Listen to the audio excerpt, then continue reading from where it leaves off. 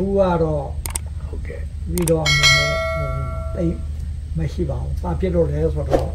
ဦးစန်းလွင်နဲ့ဦးစောဘွားတို့ရဲ့အခြေစုကြောင့်တော်တော်လေးကိုတော့နာကြားထားပြီးပါပြီနာကြားထားပြီးတဲ့အကွယ်ဒီထဲမှာလက်ခံထားတဲ့အတိုင်းတာလေးကတော့ရှေးဘဝနောက်ဘဝဆိုတဲ့အတိုင်းတာလေးကိုလက်ခံထားပြီးပါပြီနောက်တစ်ခုကဘာလဲဆိုလို့ရှိရင်ကိလေသာရဲ့ကံရဲ့ဝိရဲ့ဝိပါကရဲ့အဲ့ဒါလေးကိုလည်းတော်တော်လေးတော့အခြေခံကြသဘောပေါက်ထားပြီးပြီနောက်ပြီးတော့မိတ်ဆွေတွေကတင်ထားတဲ့ YouTube တွေကတရားတွေကလည်းတော်တော်ကိုနားထားတယ် download တွေလည်းဆွဲထားတယ်ဆွဲရတော့အဲ့ဒါလေးတွေကိုဥစောဘွားတို့ဦးစန်းလွင်တို့ရဲ့ကျေးဇူးကြောင့်သိလာတဲ့အခါကျတော့လွန်ခဲ့တဲ့3လကျော်လောက်တည်းကတပည့်တော်လို့ပဲပြောခွင့်ပြုပါပြီးတော့ဆရာတော်ကိုဘိုးမျိုးလိုတဲ့ဆန္ဒနဲ့ပြင်းပြလာတာပေါ့တွေးရင်နဲ့ဆန္ဒအဲ့ဒီလိုပြင်းပြလာတော့ဘယ်နေ့ကိုပဲသွားဘာเจ้าနေပဲရှိကိုစမ်းလွင်နဲ့ကိုစော်ဘွားကြီးကျွန်တော်မဖြစ်အောင်လိုက်ပါမယ်အဲ့ဒီလိုပြောပြီးတော့မနေ့ကတည်းကတော့မနေ့7 နာရီရရန်ကုန်ဝိတုရိယကိုမိတ်ဆွေတယောက်သွားလိုက်ပို့တယ်ည9 နာရီဝယ်လောက်ရောက်တယ်တပည့်တော်အသက်တွေ89ထဲကိုစပါပြီဗျာအဲ့တော့စပြီဆိုတော့ခကြီးပန်းတယ်မနေ့ကပန်းရင်ပန်းမပန်းရင်နေဒီနေ့ထပ်သွားမယ်ကိုစမ်းလွယ်ကလည်းပြောတာကလက်ဦးရက်တဲ့ကအင်္ဂါနေ့သွားမယ်ဆိုတော့လိုက်မယ်ဆိုတော့ဇောပေါ့ဟုတ်ကဲ့ဒီကဆရာတော်ကိုတွေ့ရင်လည်းဆိုဆရာတော်နဲ့ထိတ်တိုက်တွေ့ပြီးတဲ့ခါကျရင်ဆရာတော်မိတ်ကြားမယ်ခေါင်းတော်က YouTube တွေကနာထားတာမပါသေးတော့စကလုံးကိုဟာရဟိုနာပြောမယ်ဆိုလို့ရှိရင်တော့အခုလောကမှာဓာတနာဆိုတဲ့စကလုံးကြီးကင်မတန်ခီးရောက်တယ်လို့တပြည့်တော့ခံထားတယ်လေအဲ့ဒါကြောင့်အဲ့ဓာတနာလေးတွေကိုနားကြတော့မနေ့ကခရီးပန်းတာကိုဖျောက်ထားလိုက်တယ်ဒီနေ့အဲ့ဒါခရီးအစ်စ်ကိုစားထွက်လာတာပါအဲ့ဒါတော့တပည့်တော်ရဲ့မူလခံယူချက်ပေါ့တပည့်တော်ကစာပေသင်ကြားခဲ့ရတာအရန်အားနေခဲ့တယ်သူများတကာကိုတွေးတဲ့လူတိုင်းကိုဆရာတင်တယ်လူတယောက်ကိုဆရာတင်ရင်းကြောင့်လူတယောက်ထံမှာတပည့်ခံရင်းကြောင့်လူတယောက်ပေါ်မှာဆရာလုပ်လို့ရတယ်ဆိုတဲ့ခံယူချက်တပည့်တော်မှာရှိခဲ့တယ်အဲ့ဒါကြောင့်မတက်ကောင်းတဲ့ပညာမတင်ကောင်းတဲ့ပညာကိုမထားခဲ့ဘူးမလောက်ကောင်းတဲ့အလုပ်ကိုပဲရွေးချယ်ခဲ့တယ်ဒါတပည့်တော်ရဲ့မူလရင်တွင်ပါအစ္ဆတာကဖြစ်ပေါ်လာတဲ့ဆန္ဒပေါ့ဟုတ်ကဲ့အဲ့ဒါကြောင့်ဒီကိုရောက်လာခြင်းဖြစ်ပါတယ်ဒါကြောင့်YouTube ထဲမှာနာထားတဲ့နာကြားချက်တွေအဲ့ဒါတွေနဲ့အခုကိုယ်တိုင်ထိတ်တိုက်တွေ့ပြီးတော့ဘုရားတော်ကတနာထူကြတယ်ခုနတပည့်တော်နားလဲသဘောပေါက်ထားတဲ့အခြေခံလေးတွေလည်းတင်ပြပြီးရှောက်ထားပြီးဖြစ်တဲ့အတွက်တပည့်တော်ရဲ့ဆန္ဒလေးကိုဖြည့်ဆည်းနိုင်တော့တတနာလေးကြီးချီးမြှောက်ပေးပါလို့ရှောက်ထားလိုပါတယ်ဟုတ်ကဲ့အဲ့လိုပြောလို့ကြားလာတယ်ဘာသာရပါတယ်ဗျာနော်ဘုရားတော့ဖြင့်သူတို့ရိုးရဗုဒ္ဓဘာသာကြီးတစ်ခုလုံးပေါ့နော်မှန်ပါလေရိုးရဗုဒ္ဓဘာသာကြီးတစ်ခုလုံးမှာသူကဗုဒ္ဓဘာသာလို့ခေါ်နေတာဗျာဟုတ်ကဲ့ဗုဒ္ဓဘာသာမဟုတ်ဘူးလို့ပြောတာပေါ့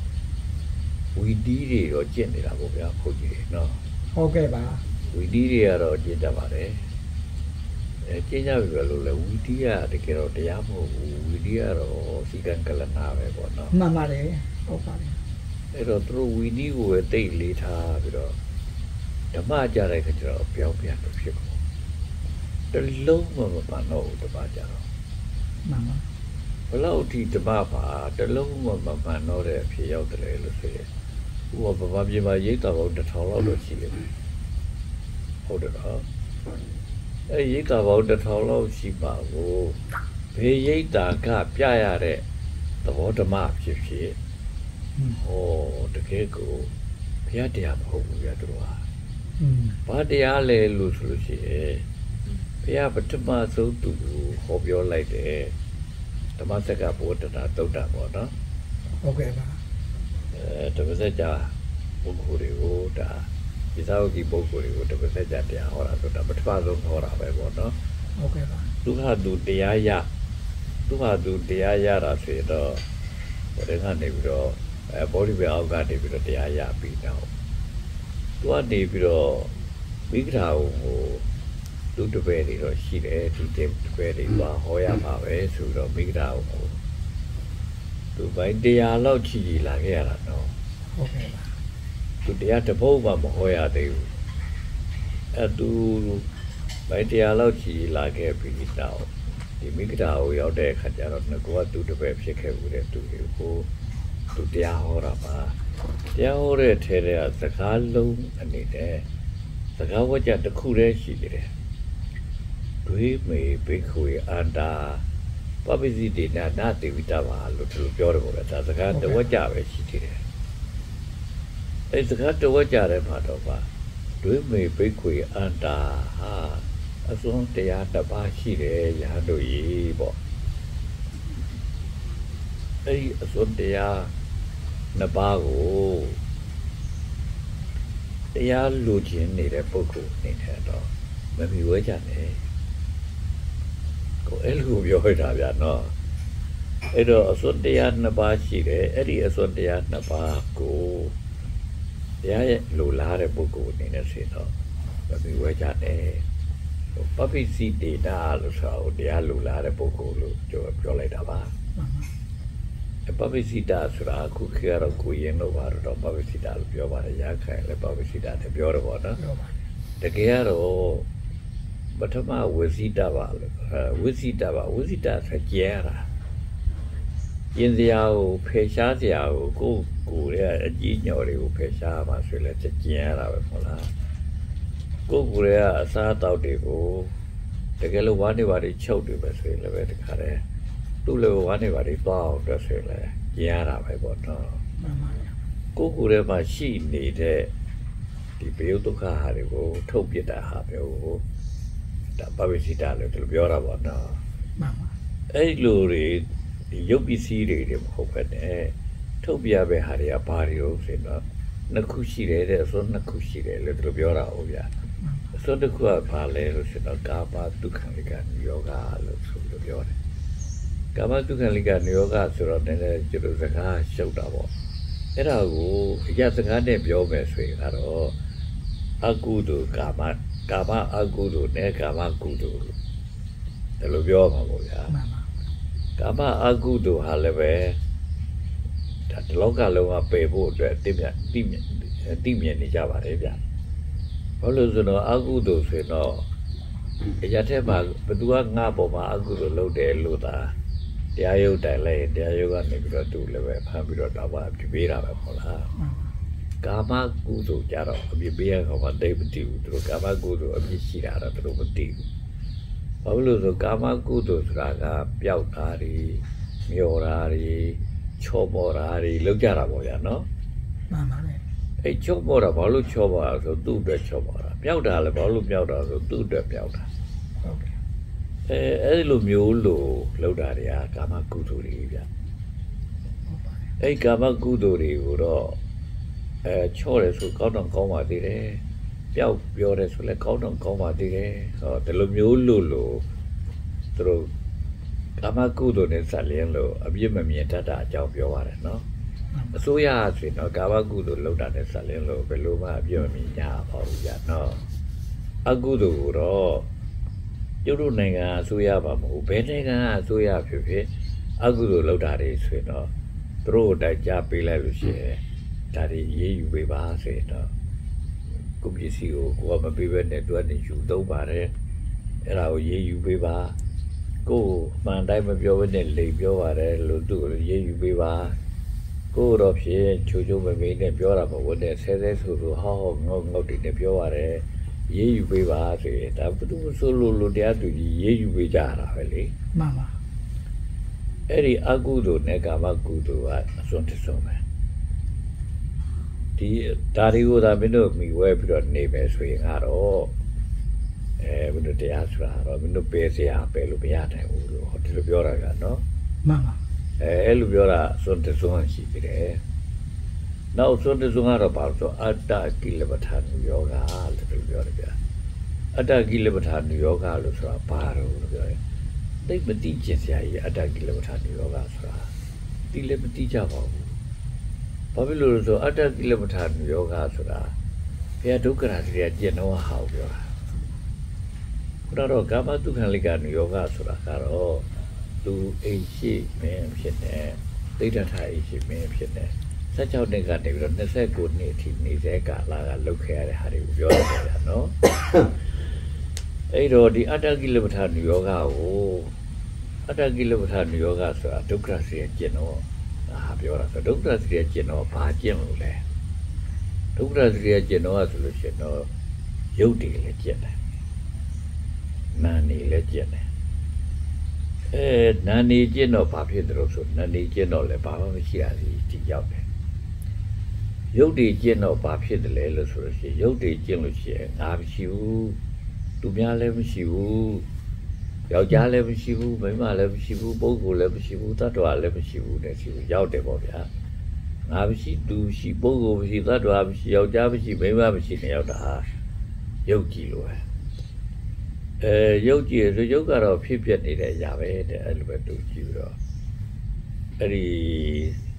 တို့ရဲ့သိဋ္ဌထပေါ့နော်သိဋ္ဌထဒုက္ခရဆရာကျင့်တဲ့အချိန်မှာပထမတော့သူရုပ်ကျင့်တာပဲရုပ်ကြည့်ရင်ကနေမှတခါနောက်ထပ်ယူပါနဲ့အာယူပါပေါ့ဗျာအလာရနဲ့ဥဒကာတို့ဆိုတဲ့ပုဂ္ဂိုလ်တွေကနေပြီးတော့ဟောအာယူပါတွေကိုပြတဲ့အခါကျတော့ရုပ်မဲ့တွေကိုကျင့်တာပေါ့ရုပ်မဲ့တွေကြည့်ရင်တော့လူမရှိတာတယ်မကဘူးဘာမှမရှိတော့ဘူးလုံးဝကောက်ခင်အာကာသလိုပဲဘာမှမရှိတဲ့အဖြစ်ရောက်တာပေါ့ဗျာအဲ့ဒါဘာလဲလို့မေးလို့ရှိရင်အတ္တကိလပဋ္ဌာန်ယောဂလို့ဘယ်လိုပြောတာဗျာအတ္တကိလပဋ္ဌာန်ယောဂကိုပြုတ်တို့ထေရဝါဒအပေဟာကောမှမတည်ဟုတ်တော့ဟုတ်တယ်လက်တွေ့လုံနေတဲ့ဟာတွေအပြစ်တင်ရင်လို့ဘုန်းကြီးကနေပြီးတော့ပေဟာကောမှမတည်ဘူးလို့ပြောတာလားလို့ဆိုတာမပတ်နဲ့လို့အဲ့လိုပြောရမှာပေါ့နော်ပြုတ်တို့လုံနေတဲ့နေပေါင်း2000လောက်က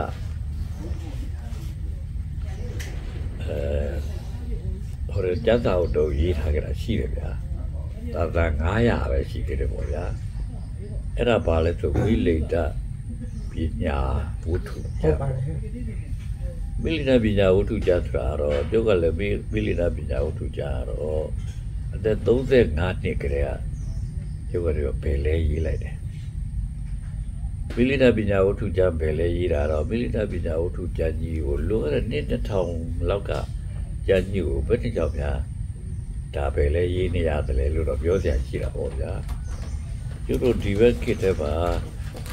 ကျုပ်နဲ့ဆရာတော်ကြီးတစ်ပါးနဲ့တရားဆွေးနွေးရတာဟုတ်လားကျုပ်ကတော့သူ့ရဲ့တစ်ပတ်သေးသေးလေးလောက်ပါရှိပါသေးတယ်သူကဒီလိုကလေးထိုင်ညှို့ထိုင်နေကျုပ်လည်းအောက်မှာပဲထိုင်ပြီးတော့ပဲသူနဲ့ကျုပ်နဲ့တယောက်တည်းပြောနေရတာပါသူကနိဗ္ဗာန်အကြောင်းတွေကိုပြောတာဗျာ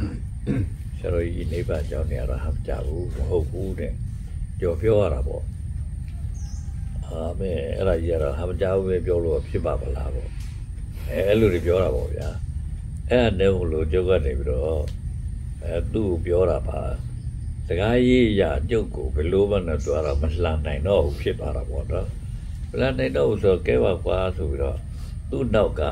သာဥပ္ပီကိုလေးတဲ့ဟိုနောက်ပြန်လှည့်ပြီးတော့ထဖွင့်ပြီးတော့နိဗ္ဗာန်တိဝနီစေစာကိုလေးတခုကျုပ်ပေးလိုက်တာပေါ့ဗျာအဲ့ဒါလေဒီဆရာတော်ကြီးရေးတာအဲ့နိဗ္ဗာန်တိဝနီဆိုတဲ့စာအုပ်ကိုရေးပေးလိုက်တော့အကြောင်းရောက်တဲ့ကြာကျုပ်လည်းပဲအဲ့ဒါဖတ်ကြည့်ရတာပေါ့ဖတ်ကြည့်မလို့လှန်လိုက်ခါရှိတယ်ဟုတ်ဘူးဟာလို့အဲ့လိုတည်သွားတယ်ကျုပ်ကလည်းမဖတ်ဘူးကျုပ်ကလည်း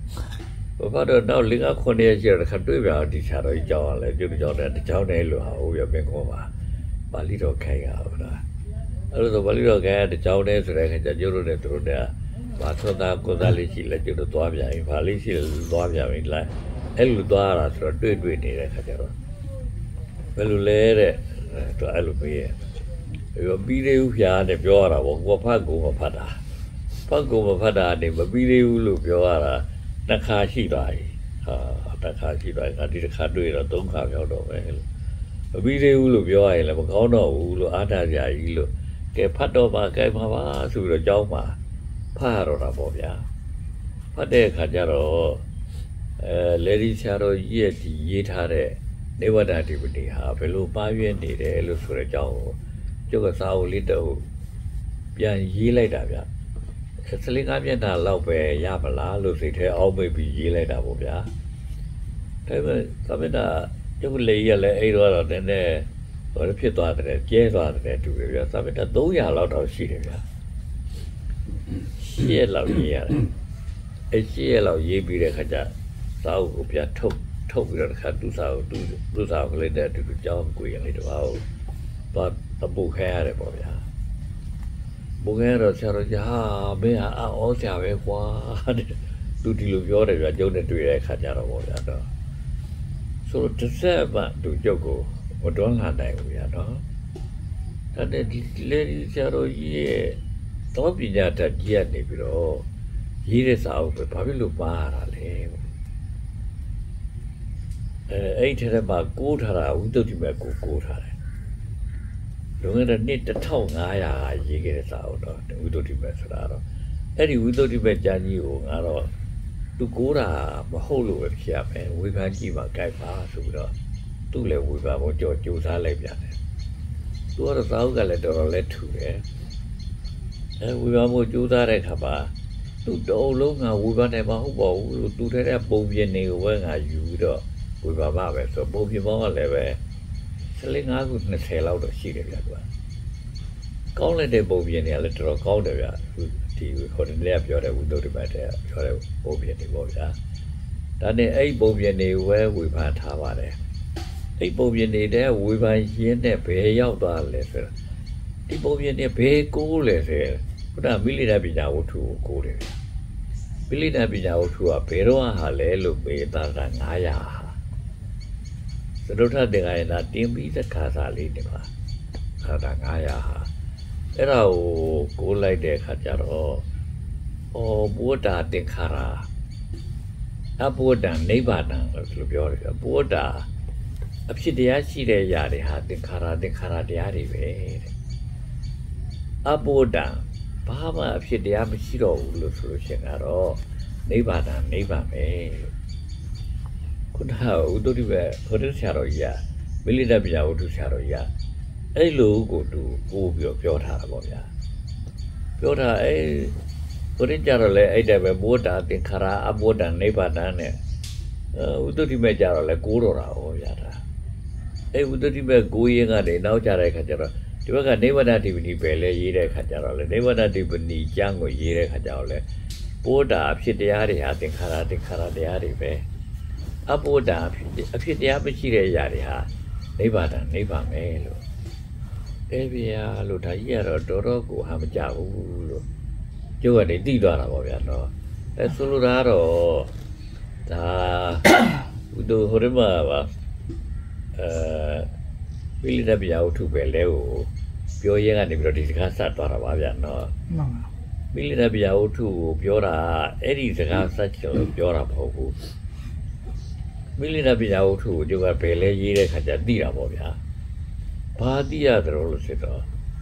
ဓာတုမြတ်စွာဘုရားဟာတဲ့ဒုက္ခရစေအကျင့်ဟာတရားမရဘူးဆိုတာမဟုတ်ဘူးတဲ့ပြောထားတယ်ဗျာဒုက္ခရစေအကျင့်ဟာတရားမရဘူးဆိုတာမဟုတ်ဘူးတဲ့ဒုက္ခရစေအကျင့်ဟာနဲ့ပဲသူတရားရတာပါတဲ့လို့ဆိုဒုက္ခရစေရကိုသူမဆုံးလို့ခင်တော့ဘာဖြစ်လို့တရားမရတာလဲလို့ပြောเสียရှိတယ်တဲ့ဟုတ်တော့ဒုက္ခရစရိယကတရားရတာတရားမရတာမဟုတ်ဘူးလို့တော့ပြောပြီးတော့ဘာဖြစ်လို့ဒုက္ခရစရိယကျင့်တော့ကတရားမရတာလဲအဲ့ဒီဒုက္ခရစရိယကျင့်တာကြီးကိုဘာဖြစ်လို့စွန့်ခဲ့တာလဲလို့မိလိတပညာဝတ္ထုကမေးပြတယ်ဗျာမေးပြတဲ့ကြသူကပြန်ဖြေတယ်ဗျာအဲ့ဒီတုန်းကတဲ့အစားဟုတ်ဒီပါဒီကောင်းကံမစားရလို့ဟုတ်တာပေါ့သူဒုက္ခရစရိယကျင့်နေပြီဆိုတော့လည်းဟုတ်ဒီဘက်ဒီကိုဘာမှမစားတော့တာပဲစီလေးတစ်စီးလောက်စားတာလို့ဘာလို့လို့အထီးဖြစ်နေပြီ ဒါသေးတောင်းသေးကနီးနေပြီပေါ့ဗျာသူများတွေကနေပြီးတော့ဟာတို့ရဲ့သိတ္တထာအသက်တော်မရှိတော့ဘူးထင်တယ်ပေါ့တီးမြတ်တီးနေတော့တာလေလားနဲ့ဗျာတော့ပြောကြရတယ်ဆိုစားတွေတွေ့တယ်ဗျာအဲ့ကျော်စားတွေပေါ့ဗျာဒါအဲ့တော့သူအစားစားပစားလို့မစားရလို့ဒုက္ခရစရိယကျင်တော့မစားရလို့သူ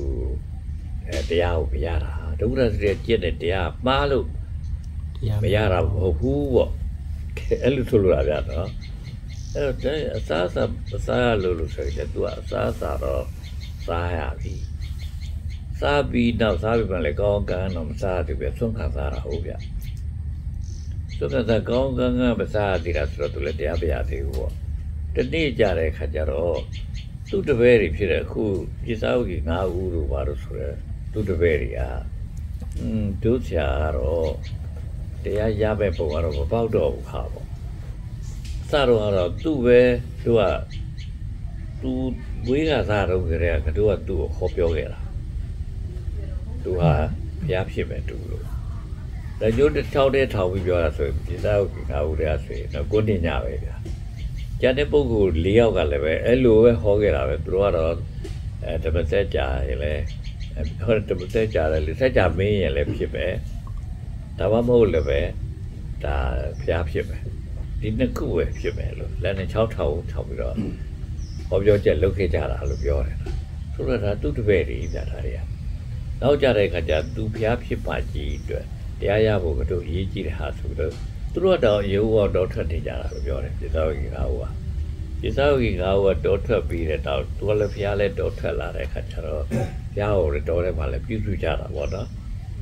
အပြုစုနေရနေပြီးတော့ဒုက္ခရစီရကျင်လိုက်တာဘုရားတော့ဖြစ်တေဃာဒီလောက်ရောက်သွားပြီးတဲ့နောက်ကြတဲ့အခါကျတော့ပဲပြုတ်ရည်လေးတောက်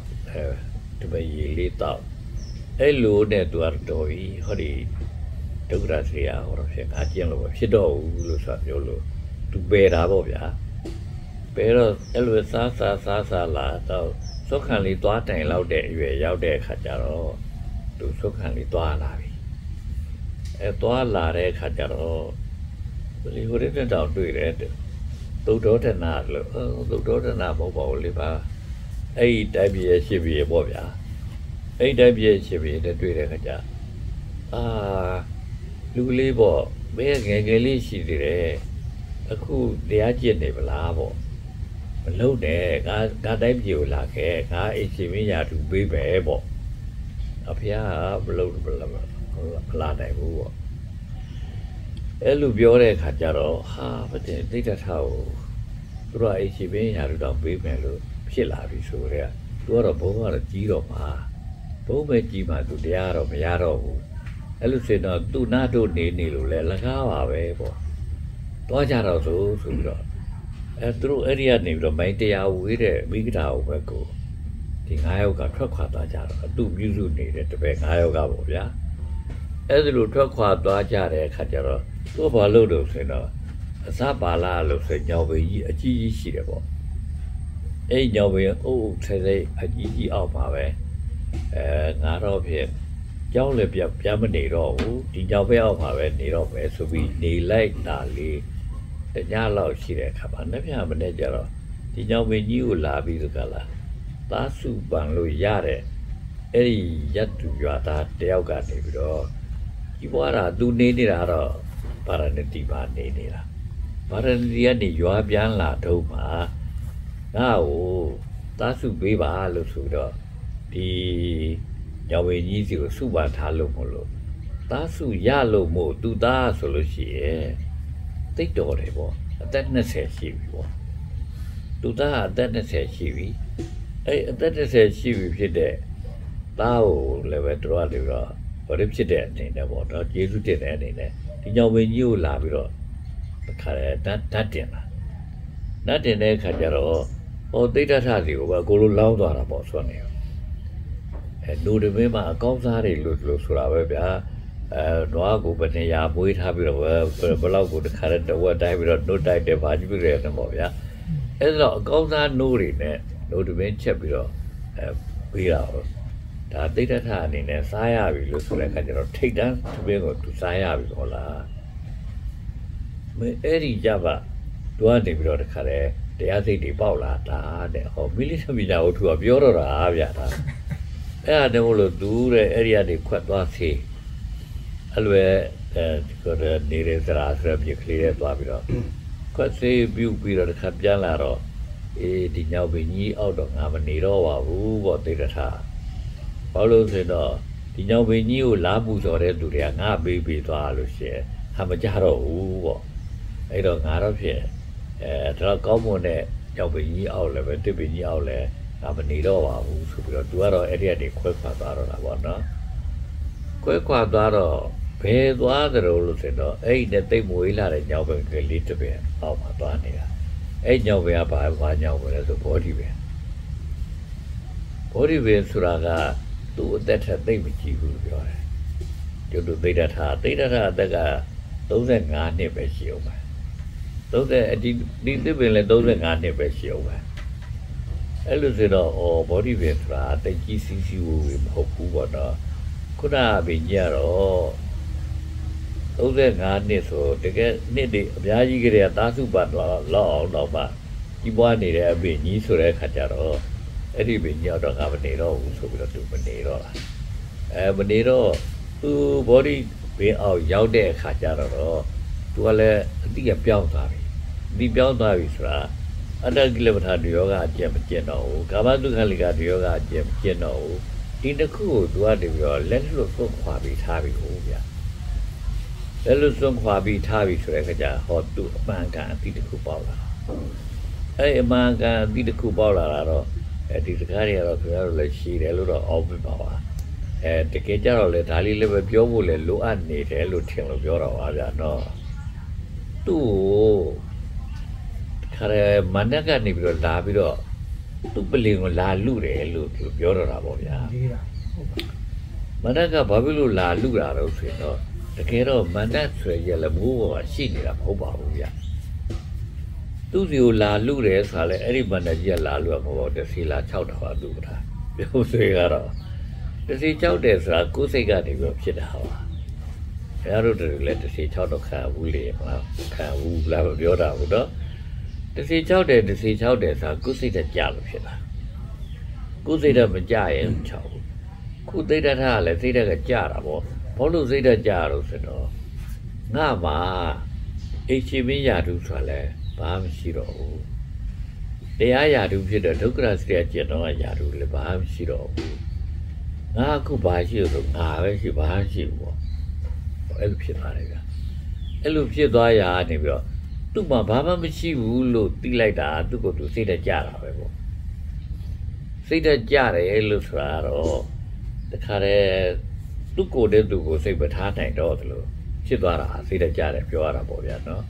အဲ့ဒီခါမှာသူခုနပတ်တဲ့မြက်ကလေးခင်းပြီးတော့နေတဲ့ဟာပလင်နဲ့ဗျာပြောတာမြက်ကလေးရှစ်ဆုပ်ကိုဒါရေကနေပြီးတော့မြဲရတဲ့လူကြနေပြီးတော့အလူဖမ်းလာခဲ့ပြီးတော့ဒီနားမှာじゃဒီပေးအောင်ပါပဲငါနေတော့မယ်ဆိုပြီးဖြန့်ခဲ့ပြီးတော့အဲ့ဒီနေရာမှာနေတာပေါ့ဗျာအဲ့တော့ဒါဖျားပလင်ဆိုတဲ့ဟာလည်းဘယ်လိုလုပ်ပြီးတော့တခါတည်းအကောင်းစားပလင်ဟိုပေါ့နတ်ကနေလည်းဘယ်လိုလုပ်လာလူပါတော့ဗျာလာလူလာတော့မစစ်တက်ကြီးတဲ့ကိုလာလူတယ်လို့ဆိုတာပဲလေအဲ့ဒါဆိုသူလည်းဒါတော့ကြောက်သွားတယ်လို့ဖြစ်ပေမဲ့ဒါတော့ကြောက်တယ်ကိုမဟုတ်ဘူးဘာဖြစ်လို့ငါဒီလိုဖြစ်တာတော့သူပြန်တွေးပြီးဒါဘာဖြစ်လို့ဖြစ်တာတော့ဆိုတော့ဒါငါဘာမှမရှိလို့မလို့ဖြစ်တာ။အော်တကယ်ပဲငါဘာမှမရှိတော့ဘူးလားလို့သူပြန်တွေးတဲ့ခါကျဟာငါမှရှိတယ်။ဘာရှိတော့လို့တစ်ခါပြန်တွေးတော့ငါတဲ့ဒီဟိုက်တလောကလုံးကိုလူတွေငြိမ်းငြိမ်းချမ်းချမ်းနဲ့နေတိုင်ဖို့ရအတွက်ငါတရားရှာလာတာ။အဲ့လိုဆိုတော့ဒါတရားရပြီလို့ဆိုရင်ဟောဒီလူလောကကြီးကိုငြင်းချင်းချမ်းချမ်းဖြစ်အောင်ငါတပြီးတော့ဟောပြောမှာအဲ့ဒီလိုဖြစ်တဲ့အတွက်ငါရည်ရွယ်ချက်ကငါရဲ့ယုံကြည်ချက်ကဘယ်လို့မှမပြောက်ဘူးဟောဒီမြေကြီးလောက်ကိုခိုက်ပါတယ်လို့ဆိုတော့မြေကြီးတောင်မှလည်းညှုပ်ထိုးပြပြီးတော့သူကဒါစိတ်ကူးတယ်လို့ပြောတယ်ဗျာ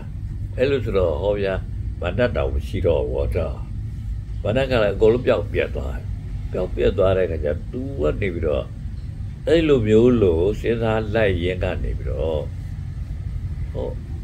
公路你多的个家，俺爸爸们媳妇都说不好打，地家了呗，俺有几只细的嘞不，有几只细的为了出发了，有几只下的结果，俺也推单的一面的亚呗，属于个啦，多的漏到那边，是漏的对，多的边看公路标多的看见了，最强大多的个吧，都现在了。现在来说啦，爸爸还有未来的来说，都那个的话，都推销的都这样的，都标价了不？别路标价的来说来看见了，哪里不错的，哪里啊？这个了对不起的哪里？哪里克里里不那个一大堆的原老干的嘛，哪还怕给你啊？对不对？搞不对不对？吃苦的老的，不过不。说对不起啦不，对不起啦，ဖြစ်တဲ့အတွက်ဒါလည်းဖြစ်တယ်ပေါ့နော်အဲ့တော့ဟုတ်ကလားငါတကယ်ပြန်ဘုံကြီးရဲ့လားလို့ဟောသူရိုးတွေးပြီလေရိုးတွေးပြီလို့ဆိုတော့ငါတကယ်ပြန်ဘုံကြီးရဲ့လားလို့ပြောကြည့်တဲ့အခါကျဘုံကြီးဆိုတာငါလည်းသိတာလည်းမဟုတ်ပဲနဲ့ငါသူများတွေကပြောတာတဲ့ငါလက်ခံထားတာပါပေါ့အဲ့လိုဆိုရင်ငါ့ကိုငါဖေရတယ်ပြီးတော့ရှ िख ိုးတာကိုတို့ကတည်းကဥတီပြီးတော့ပြောတကြတာငါဖေကငါဘာလို့ရှ िख ိုးတာတော့ငါဖေကငါဘာလို့ရှ िख ိုးအောင်ဆိုတော့ကလေးလေးတယောက်ကိုနေရိပ်ပါထားပြီးတော့လက်ထွန်တာတဲ့ပါသွားပြီးငေးရနေမေ့သွားကြလို့အေးကနေခွာသွားတဲ့ခါကလေးလေးကနေဘူးထဲမှာရောက်နေတာဒီလိုဆိုတော့တကယ်ဆိုတော့ငါ့ကိုဖခင်ကရှ िख ိုးတာဟာဘာအကြောင်းမှမဟုတ်ဘူးငါမငိုလို့လားလေရှ िख ိုးတာဖြစ်ရမှာငါဒါပြဘာလို့မငိုတာတော့တစ်ခါထပ်မေးပြန်တယ်ငါဘာလို့မငိုတာတော့ဆိုတော့ငါနေပြီးတော့ခံစားချက်ကမဆိုးတယ်လို့မငိုတာပေါ့ခံစားချက်မဆိုးဘူးဆိုတာဘယ်လိုဖြစ်တာတော့နေပူတယ်ဆိုသူခံစားချက်ဆိုးရမှာပေါ့ဘာလို့ခံစားချက်မဆိုးရတော့ငါနေရိတ်တဲ့နေရမှာခံစားချက်ကောင်းတယ်လို့လည်းသိနေတာမဟုတ်သေးပဲပေါ့ငါမသိတဲ့ကလေးပဲပေါ့အဲ့ဒီလိုကနေပြီးတော့ဒေါ်တွေဘာတွေကံမငိုရမှာလို့ဒေါ်တွေဘာတွေမကံဘူးဆိုရင်မငိုဘူးပေါ့ဗျာအဲ့လိုနဲ့ပဲဘုရားနေပြီးတော့ပြန်တွေးလိုက်တာလေကဒါခင်ဗျားတို့လည်းပဲနည်းနည်းအကျိုးရဖို့ရအတွက်ပြောလိုက်တာပါဗျာတော့လူဆိုတာဟာနောက်ပြန်တွေးရတယ်ဗျာတော့ကိုရောက်တယ်ဥပမာခင်ဗျားတို့ဒီကိုရောက်နေကြတယ်ဒီကိုရောက်နေကြတယ်ဆိုတာခင်ဗျားတို့လာခဲ့ရတယ်လမ်းကလေကွင်းလည်းရောက်ခဲ့တာပဲဆယ်ပေါင်လည်းရောက်ခဲ့တာပဲဟုတ်တယ်လားနော်နောက်ပြန်တွေးရတယ်နောက်ပြန်တွေးမှခင်ဗျားတို့ဟာပြန်ပြီးတော့တိသွားမှာပေါ့ငါဘယ်ကလာတာအဲ့လိုမျိုးလို့ကျုပ်တို့ဖျားလည်းဤဟာငါဒါဆိုရင်တော့ဖြစ်ငါတိုက်ပြီမှာငါအုပ်ချုပ်ရတော့လူတွေဘသူ့ဘာငါမမှန်ကန်ငါမပြောနိုင်တာဟာတော့ဖြစ်ဒီလိုအတိမတိလို့ရဒါပြောင်းပြန်ပြန်ပြီးတော့ကြည့်ရမှာဆိုတော့အဲ့ဒါမှပြောင်းပြန်ပြန်ပြီးတော့ကြည့်တဲ့အခါမှာကျုပ်တို့ဒါတန်တရာဆိုတဲ့အရာကိုပေါ်လွင်လာတာဗျတန်တရာဆိုတာပေါ်လွင်လာတယ်ဆိုတာလူတွေတယောက်ကိုတယောက်ပစ္စည်းတယောက်ကခိုးတယ်တယောက်ကိုတယောက်တတ်ကြဖြတ်ကြလှုပ်တယ်တယောက်ကိုတယောက်လိန်ညလဲကြလှုပ်တယ်ဒါတွေကိုမင်းတို့မလိန်နဲ့မလှဲ့နဲ့ခိုးနဲ့မဆိုးနဲ့လို့သာပြောတာဘယ်လို့ကြောင့်မင်းခိုးတာဆိုးတာဟာတော့မြမနေတယ်လိန်တာလှဲ့တာမှားနေတယ်လို့ဆိုမျိုးလို့ကိုမပြောတတ်ခဲ့ဘူးပေါ့အဲ့လိုကနေပြီးတော့ဒါပြောပြန်တွေးလိုက်ရင်ပြန်ပြီးတော့ဒါပေါ်ပါပေါ်ဆိုပြီးတော့အဲ့ဒါနေရုပ်တို့ဖျားနေပြီးတော့သူတန်တရာကိုသူပေါ်လာတာဗျအဲ့တန်တရာကိုပေါ်လာတဲ့ခါကျတော့ကံတွေကိုဘသူဆိုလို့မကျေနပ်ရင်မကျေနပ်တယ်လို့ရိုက်ကြပုတ်ကြဟောက်ကြငေါက်ကြလောက်ကြပါပေါ့လို့အဲ့ဒါလို့မကျေနပ်လို့ရိုက်ကြပုတ်ကြဟောက်ကြငေါက်ကြလောက်တာဘာဖြစ်လို့ဟောက်တာငေါက်တာလဲဘာဖြစ်လို့ရိုက်တာပုတ်တာလဲသူဒေါကံနေလူဟာဘယ်လိုလုပ်ရိုက်ပါတော့လူတယောက်ကလူတယောက်မရိုက်နိုင်အောင်လူတယောက်ကလူတယောက်ကိုမငေါက်နိုင်အောင်လူတယောက်ကလူတယောက်ကိုပြောမစင်တော့ဘယ်လိုမှကိုဒါဆူဆူဝါဝါတွေဟောက်တာတွေပါလေမလုပ်နိုင်အောင်ဒါပြင်ဘာဖြစ်လို့လူတိုင်းကဟောက်နိုင်နေရတာလဲလူတိုင်းကငေါက်နိုင်နေရတာလဲလူတိုင်းကရိုက်နိုင်နေရတာလဲသူဒေါကံလို့ ဒေါမကန်ရင်သူဟောက်လို့လည်းမရဘူးငေါလို့လည်းမရဘူးရိုက်လို့ပို့လို့လည်းမရဘူးလို့ဟောတလို့ဆိုရင်ဒေါကန်တယ်ဆိုတာအဲ့ဒေါကန်တာကဘယ်ကနေပြီးဒေါကန်အနောက်ပြန်တွေးနေတာတော့ဘယ်ကနေတော့ကသူဝိဘက်ရှိလို့အဲ့ဒီဝိဘက်တာပဲရှိဘူးဆိုရင်အဲ့ညာလေးလည်းပဲနားလည်ဖို့ရတော့နည်းနည်းတော့ခက်ကြမယ်ဗျဘာလို့ဆိုကျွတ်တော့ဝိဘက်ကိုမသိဘူးဗျနော်ဝိဘက်ကလည်းရှိတော့ဘသူမှကိုမသိဘူးကျွတ်တို့ဖျားမတိုင်ခင်တော့ကလည်းသိရတဲ့သူတယောက်မှမပေါ်ခဲ့ဘူးဝိဘက်ဆိုတာပေါ့နော်ခုခေတ်စကားနဲ့ပြောမယ်ဆိုရင်တော့ဝိဘက်ဆိုတာတော့မသိကြသေးဘူးဒါပေမဲ့ဘာသွားသိတယ်လဲဆိုတော့မသိစိတ်လို့သွားသိကြတယ်မသိစိတ်ဆိုတာခင်ဗျားတို့ကြားဘူးနေကြပါပဲเนาะခုခေတ်ဝတ္ထုလေးတွေပါလေးဖတ်တယ်ဆိုတော့ဝတ္ထုတွေပါဒါမသိစိတ်တဲ့ဆိုပြီးတော့မသိစိတ်ကဘယ်ဟာတော့မသိဘူးမသိစိတ်ဆိုတာကဘာလို့မသိစိတ်လို့ခေါ်တာတော့အဲ့လည်းမသိဘူး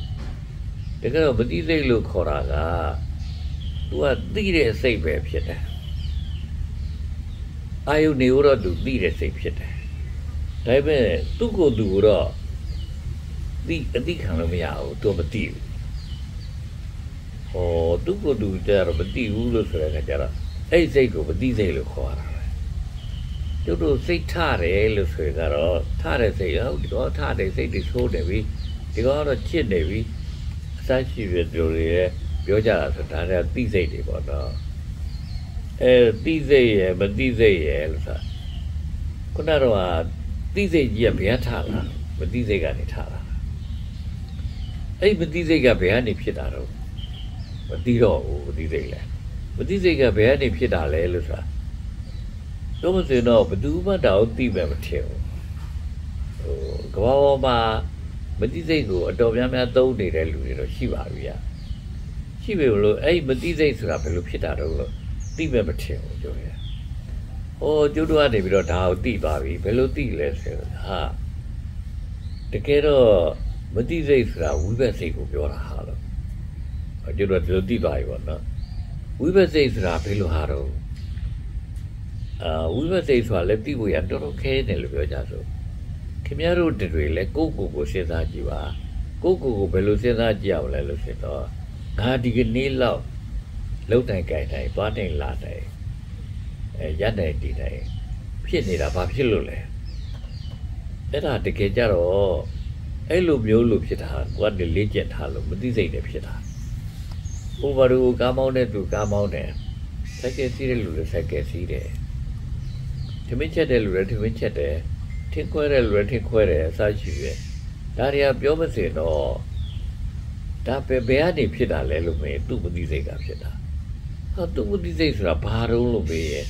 သူ့အုံနောက်ကဖြစ်တာ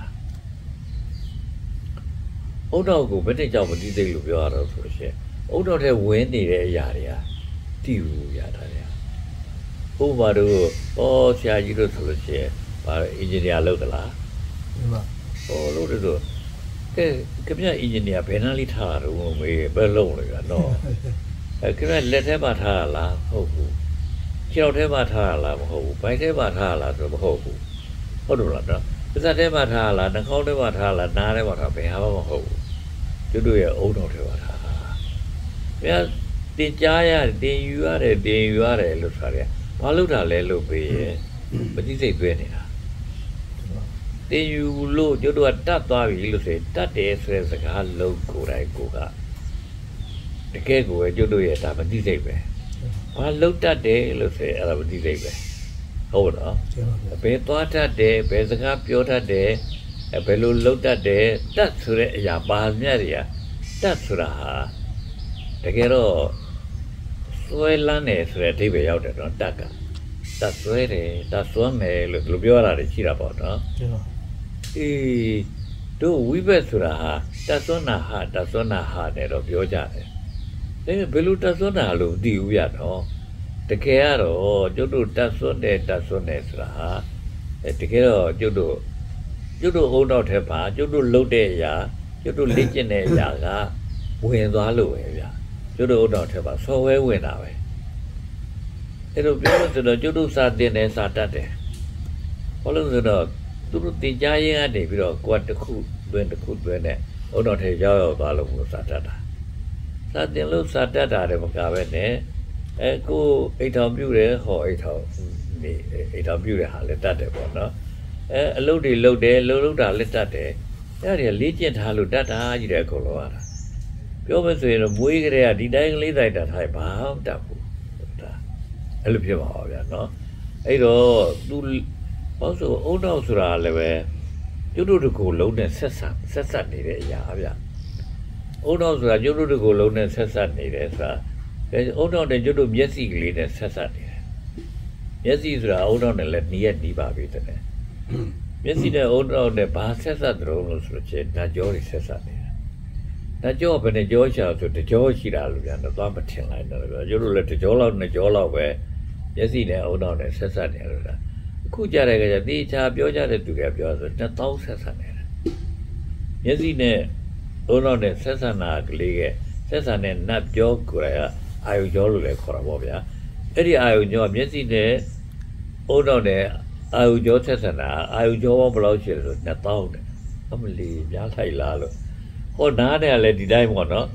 နှာခေါင်းတွေရှားတွေကိုယ်တွေနဲ့လည်းဒီတိုင်းပေါ့ကိုရဲ့ပြောမစတော့အရေပြားလည်းထိလိုက်လည်းတိတာပဲ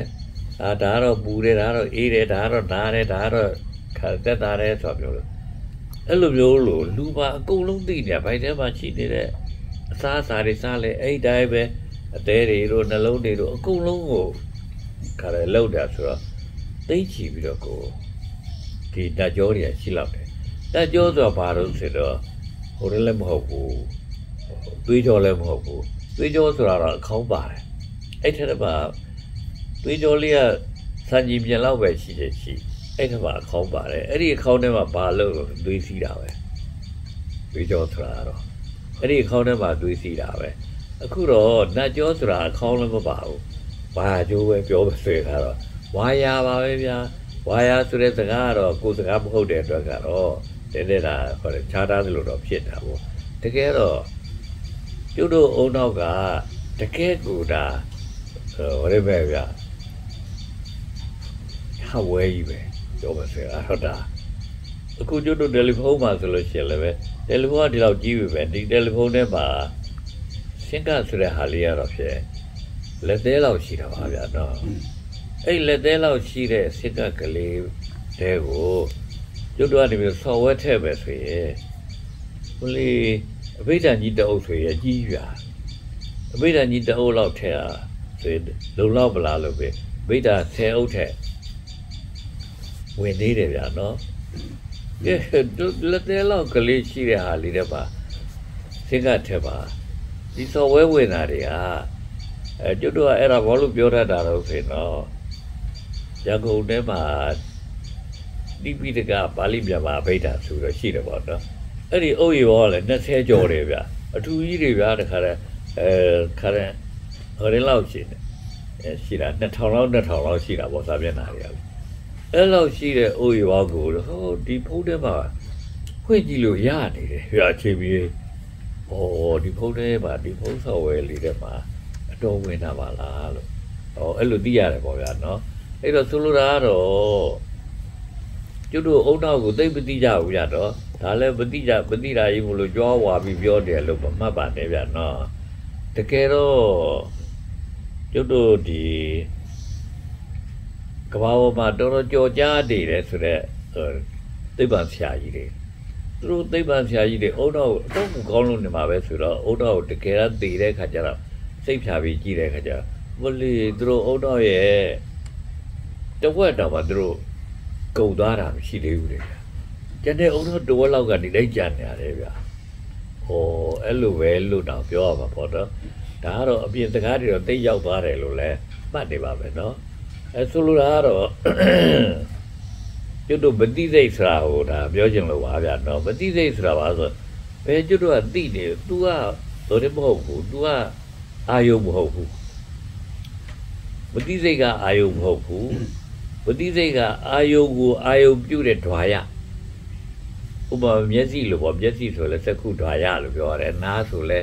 သောတာဓွာရခါတာဓွာရဇေဝဓွာရကာယဓွာရတဲ့ဓွားတွေပြောရတယ်တော့ဘဒေါဓွာရလို့ဆိုတဲ့အရာတခုရှိတာပေါ့နော် ကျွတ်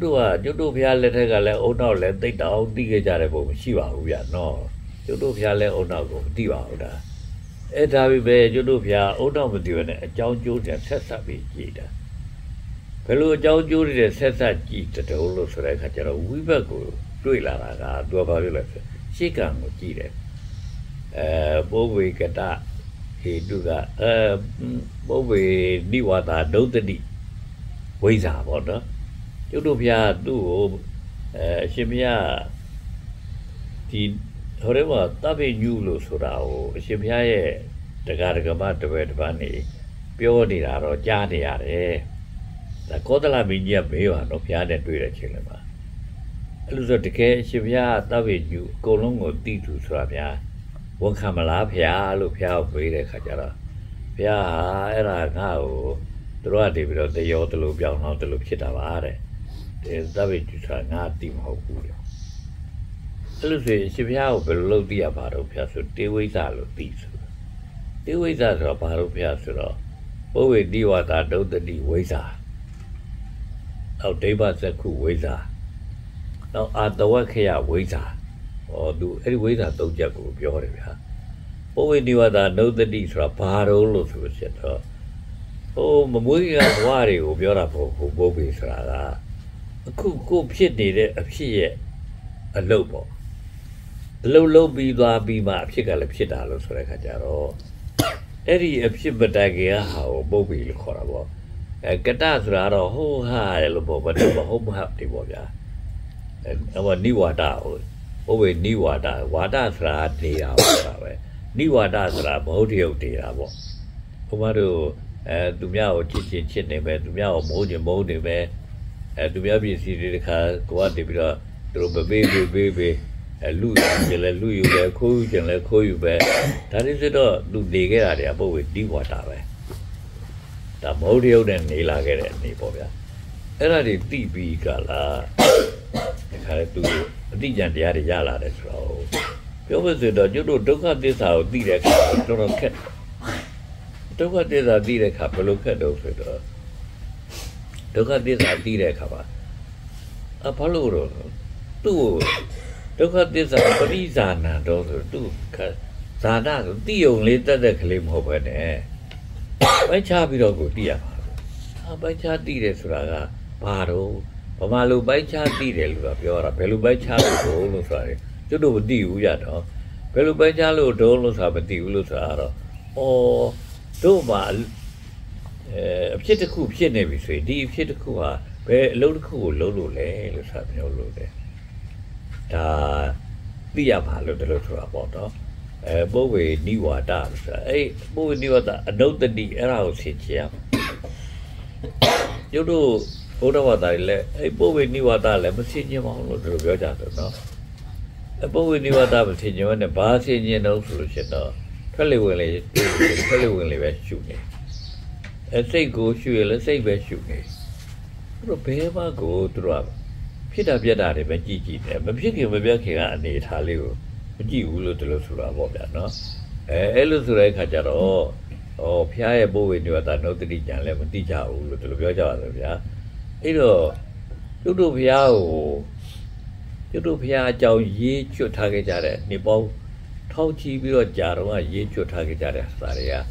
ဘာလို့ဆိုတို့ဖျား90ဇတ်တွေထဲမှာပါတဲ့ဘယင်လောက်တဲ့သူဆိုရင်လည်းကျွတ်တို့ဖျားလောက်မယ်အဲ့လိုဘောတဲ့အမတ်လောက်တဲ့သူကလည်းကျွတ်တို့ဖျားလောက်မယ်ဂုံတယ်လောက်တဲ့လူကလည်းကျွတ်တို့ဖျားလောက်မယ်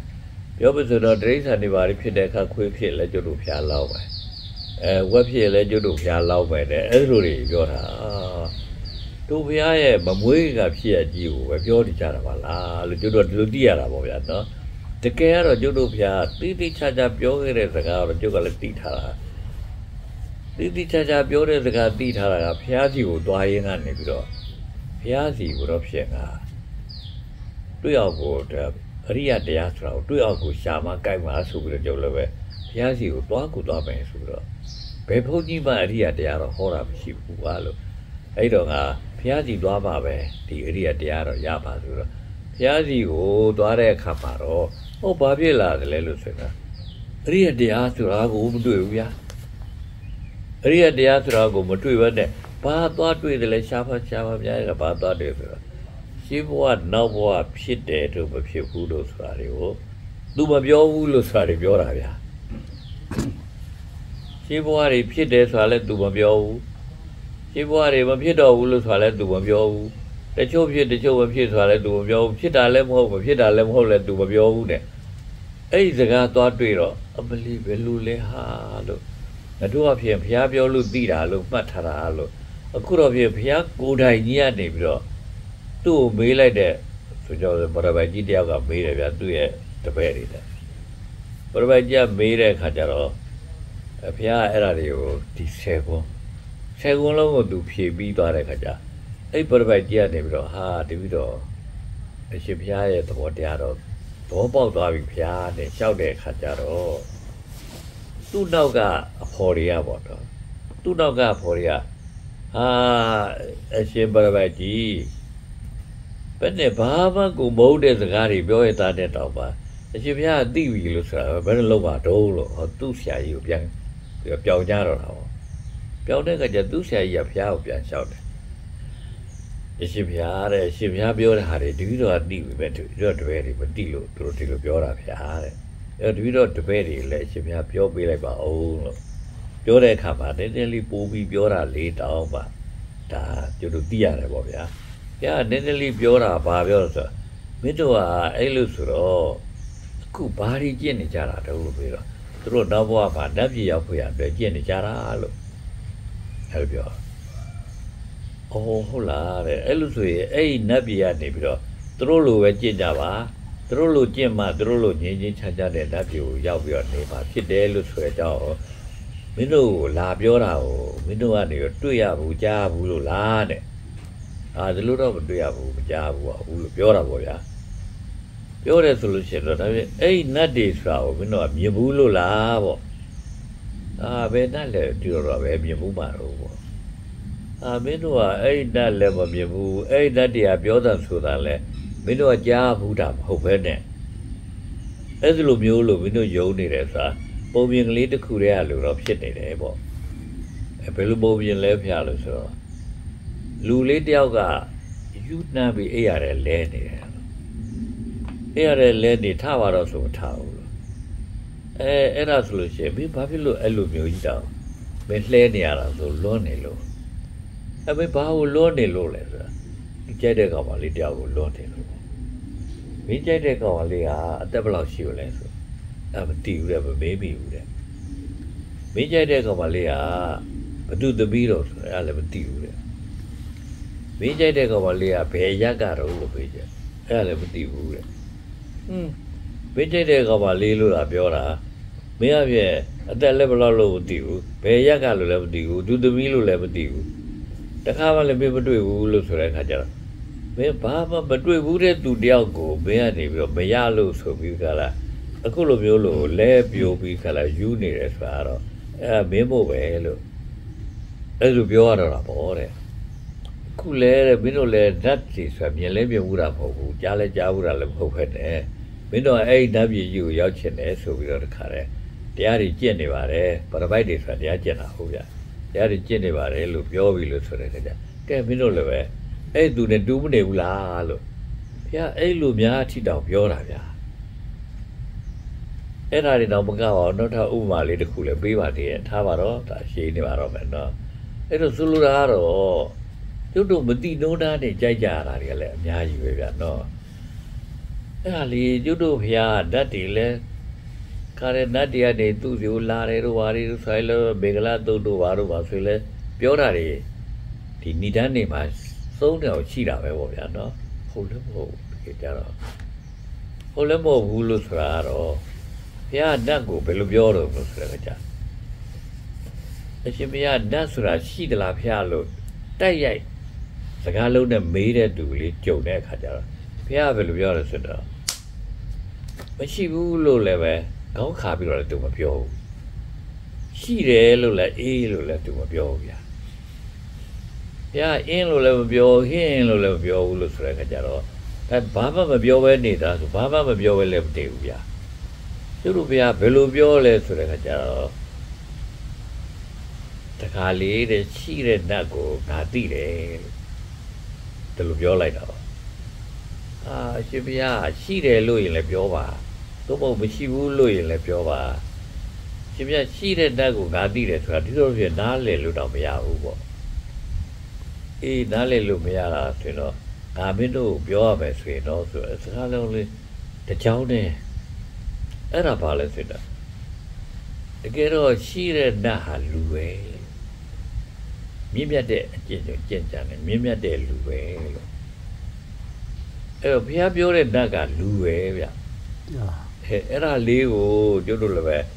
ဘသူမှကိုယ်သဘောမပေါက်ဘူးဗျကျတို့ဘုန်းကြီးတိုင်းပဲဘုန်းကြီးမှသဘောမပေါက်ဘူးဗျကဲနတ်တစ်ခုတည်းသာလားပဲပြပါမေးတော့လေအဲ့တိုင်းပဲဗျကောသလဘင်းကြီးကပဲခုနတော့ကသုတ်တန်ထဲမှာပါတယ်ခုနတည်းသုတ်တန်ထဲမှာအရှင်ဘုရားကိုသဗ္ဗညုလို့ပြောတာမှန်ပဲလားဘုရားနဲ့မေးတဲ့ဟာနဲ့စပ်ပြီးတော့အဲ့လိုဆို तू ကဒေဝစက္ခုဝိဇ္ဇာလည်းဖြစ်တယ်လို့ဆိုတော့ဒေဝစက္ခုဝိဇ္ဇာဖြစ်တယ်ဆိုလို့ရှိရင်ပြမတွေကိုအရှင်ဘုရားမြင်သလားအဲ့ဒီခါကျတော့ဘုရားလည်းပဲအဲ့ဒီကောသလကိုပြန်ဖြေတာပါကောသလဘင်းကြီးရှိတဲ့ပြမကိုငါသိတယ်လို့ဘုရားပြန်ဖြေတယ်ဒါတဲ့ပြမကိုလည်းရှိတဲ့ပြမကို तू သိတယ်တာပြောတာပြမရှိတယ်လို့လည်းမပြောဘူးပြမမရှိဘူးလို့လည်း तू မငင်းဘူးဒါလို့ဆိုရင်အဲ့ဒါကြီးလည်း तू ကဘယ်လိုနားလဲရမှာတော့ဆိုတော့ရှိတဲ့ပြမငါသိတယ်ဆိုတော့ပြမလူပဲဟိုအဲ့လိုပြောတာကြာနော်အဲ့တော့ပြမလည်းကျွတ်တော့လူမှမသိဘူးဒါလည်းလူမှမသိဘူးပြောမဆိုတော့30ပုံလုံးကိုလူပဲလို့ပြောတာ30ပုံလုံးဖြစ်တဲ့ခွေးတွေရောနွားတွေရောအကောင်ပလောင်တွေရောတရေတွေရောဘလူးတွေရောပေါ့ဗျာတခါတည်းပြောမဆိုနတ်တွေရောပြမတွေရောအကုန်လုံးက30ပုံဆိုလို့ရှိရင်အဲ့30ပုံသားတွေကလူတွေပဲလို့ဆိုတာလဲဒီကနေ့ကတော့တယောက်မှမသိကြတာလို့တော့ပြောရမယ်ဗျာဘာလို့ဆိုတော့ဘလူးဆိုလို့ရှိရင်တော်ထဲမှာဘလူးရရှိတာတဲ့ဒီလိုသိတာဗျာတကယ်တော့လူတွေကဘလူးဟိုတရေဆိုရင်လည်းအဲ့လိုတော်ထဲမှာတရေရှိတာလို့ဒီလိုသိတာဗျာတကယ်လူတွေကတရေဘာလို့တရေဖြစ်တာဘာလို့ဘလူးဖြစ်တာတော်တော့ကိုကြမ်းတမ်းမိုက်မဲပြီးရိုက်ဆိုင်နေတဲ့သူတွေကဘလူးတွေတရေတွေပဲဗျာဘာလို့ဆုံးဖြစ်တာလဲဘာလို့ဓာတ်ဖြစ်တာလဲမေးလို့ရှိရင်လူတွေပဲဗျာအဲ30ပုံဟာလူတွေပဲလို့ဆိုတော့ကျုပ်လည်းသိပြောတာမရှိတာဖြစ်တဲ့အတွက်အခုလိုကြုံတော့လေးပြောလိုက်တာပါဗျာနော်အဲ့တော့30ပုံဟာလူတွေဗျာလူသားတွေဥပမာငရဲဆိုလဲလူပဲပိဋ္ဌာဆိုလဲလူပဲအတူတကယ်ဆိုလဲလူပဲပိဋ္ဌာဆိုတာဘာတော့ပိဋ္ဌာဆိုတာတအားကိုလိုလားပြီးတော့ငတ်ပြတ်နေတဲ့သူတွေကိုပိဋ္ဌာလို့ပြောတာဗျာနော်အဲ့လိုမျိုးလို့ဒိဋ္ဌံဆိုတာဘာလို့ဆိုဘာမှကိုမတိတတ်တဲ့သူကိုဒိဋ္ဌံလို့ပြောတာဘာမှမတိတတ်ဘူးဆိုတာဘာလို့ဆိုတော့ तू ကဘာမှစိတ်ပါလက်ပါလုံးမလုပ်ဘူး तू လုံးတာတော့သူ့အတွက်ပဲလုံးတာ तू ပတ်စံရဖို့အတွက်ပဲ तू လုံးတာပေါ့ဘာနေသားတွေပါတယ်လုံးတယ်ဆိုတော့ဒီအလုပ်ကိုစိတ်ဝင်စားပြီးတကလားလုံးတာမဟုတ်ပဲတဲ့ तू နေအတွက်ပိုက်ဆံရဖို့ရအတွက်ပဲ तू လုံးတာဆိုတော့ဒီတတ်မတတ်ဘူး तू အဲ့လိုဖြစ်တာပေါ့နော်ပြောမစရာကျုပ်တို့တွေဟာအဲ့30ပုံကိုကျုပ်တို့ဘုန်းကြီးတွေကနေပြီးတော့သိပြီးတကလားပြောကြဖို့တော်တော်ကောင်းတာဖြစ်ပါလို့သူတို့ကိုယ်တိုင်ကမသိဘူးသူတို့ကိုယ်တိုင်လည်းပဲမသိတာဘာဖြစ်လို့လဲဆိုတော့ကျုပ်တို့ဘုရားရှင်းဘဝနောက်ဘဝတွေမပြောဘူးလို့ဆိုတဲ့ဟာကိုသူတို့ဒီရိစ္ဆာတော့ကလက်ထက်မှာအဖျောက်ခံခဲ့ရတဲ့အတွက်ပျောက်နေတဲ့အတွက်ဘယ်သူမှမသိတာဘုရားဒီတုတ်ကလေးဟောတာလားလို့မလေးတုတ်ပေါင်းခေကျုပ်ကတော့သိသွားတာဗျသိသွားတာဘာနေသိသွားတဲ့တုံးလို့ဆိုတာလဲစကားတွေကတော့ကိုရောက်ဒီရောက်တော့ပြောရတာတော့ဖြစ်လာတယ်ပြောကြတယ်ဘာနေသိသွားဆိုကျုပ်လည်းပဲမသိပါဘူးငယ်တော့ခြေတော်ဝါဒတွေပဲဟုတ်တယ်လို့ပဲထင်တာပဲခြေဘဝနောက်ဘဝတွေလည်းမှန်တယ်လို့ပဲထင်တာပဲအထင်သာရင်ကနေမှကျုပ်တဲ့30နာရောက်ပြီကျုပ်တဲ့30နာရောက်တဲ့ခါကျဟိုကပြောမစဘာမှမရှိတဲ့အရာတစ်ခုကိုကြည့်လိုက်တာပေါ့ဗာမိပြီးကလားအဲ့ဒါလည်းမတော်တဆပွားမိရဖြစ်တဲ့ခါကျတော့တော်တယ်ဆိုတော့တယောက်တည်းနေတော့ပွားရတာပေါ့ဗျာပွားရတယ်လို့ဆိုပွားနေတာမဟုတ်ဘူးငါ့ဦးကလေးကဝတ်မဟုတ်ပါဘူးခြိပင်ပါတိုင်ခြိပင်ကအဖောက်ခြိပင်ကအဖောက်ခြိပင်ပါ ဒီချီပင်တွေကိုဒလိုလေးရက်ထားတာနဲ့အဝတ်လို့ပြောတာပါငါနေနေရတဲ့တဲလေးကလည်းပဲငါကြောင်းမဟုတ်ပါဘူးတိုင်ကတိုင်ပါပဲတိုင်ကနေတာလာပြီးတကလားဒီတဲဖြစ်နေကိုဝန်မထားရင်တဲမဟုတ်ပါဘူး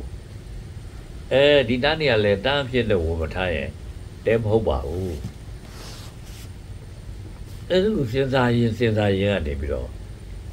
ဘယ်ဟာတွေမှအရှိတရားလို့တီတီတက်တက်ကွာနေပြီးတော့မယူတော့ဘူးဖြစ်သွားကြောက်ဆရာတွေလည်းမယူတော့ဘယ်ဘောဆရာတွေလည်းမယူတော့ဆိုဟာကလွတ်လပ်ပါပြီဟာပဲဒါဆိုတော့တရားပြန်ရနေတာလားငါဘာတရားအထုတ်လို့တရားရနေတယ်လို့ပြောမထုတ်လို့ကိုပြန်မေးရတာပေါ့ကားဘာအမထုတ်ပဲတဲ့ဥစ္စာကြီးပဲလေဘာတရားရမှာတော့ဒါပြောလို့ငါမှလွတ်လပ်နေတဲ့ဟာတော့ဒါတရားရတာပဲပေါ့လွတ်လပ်နေတာ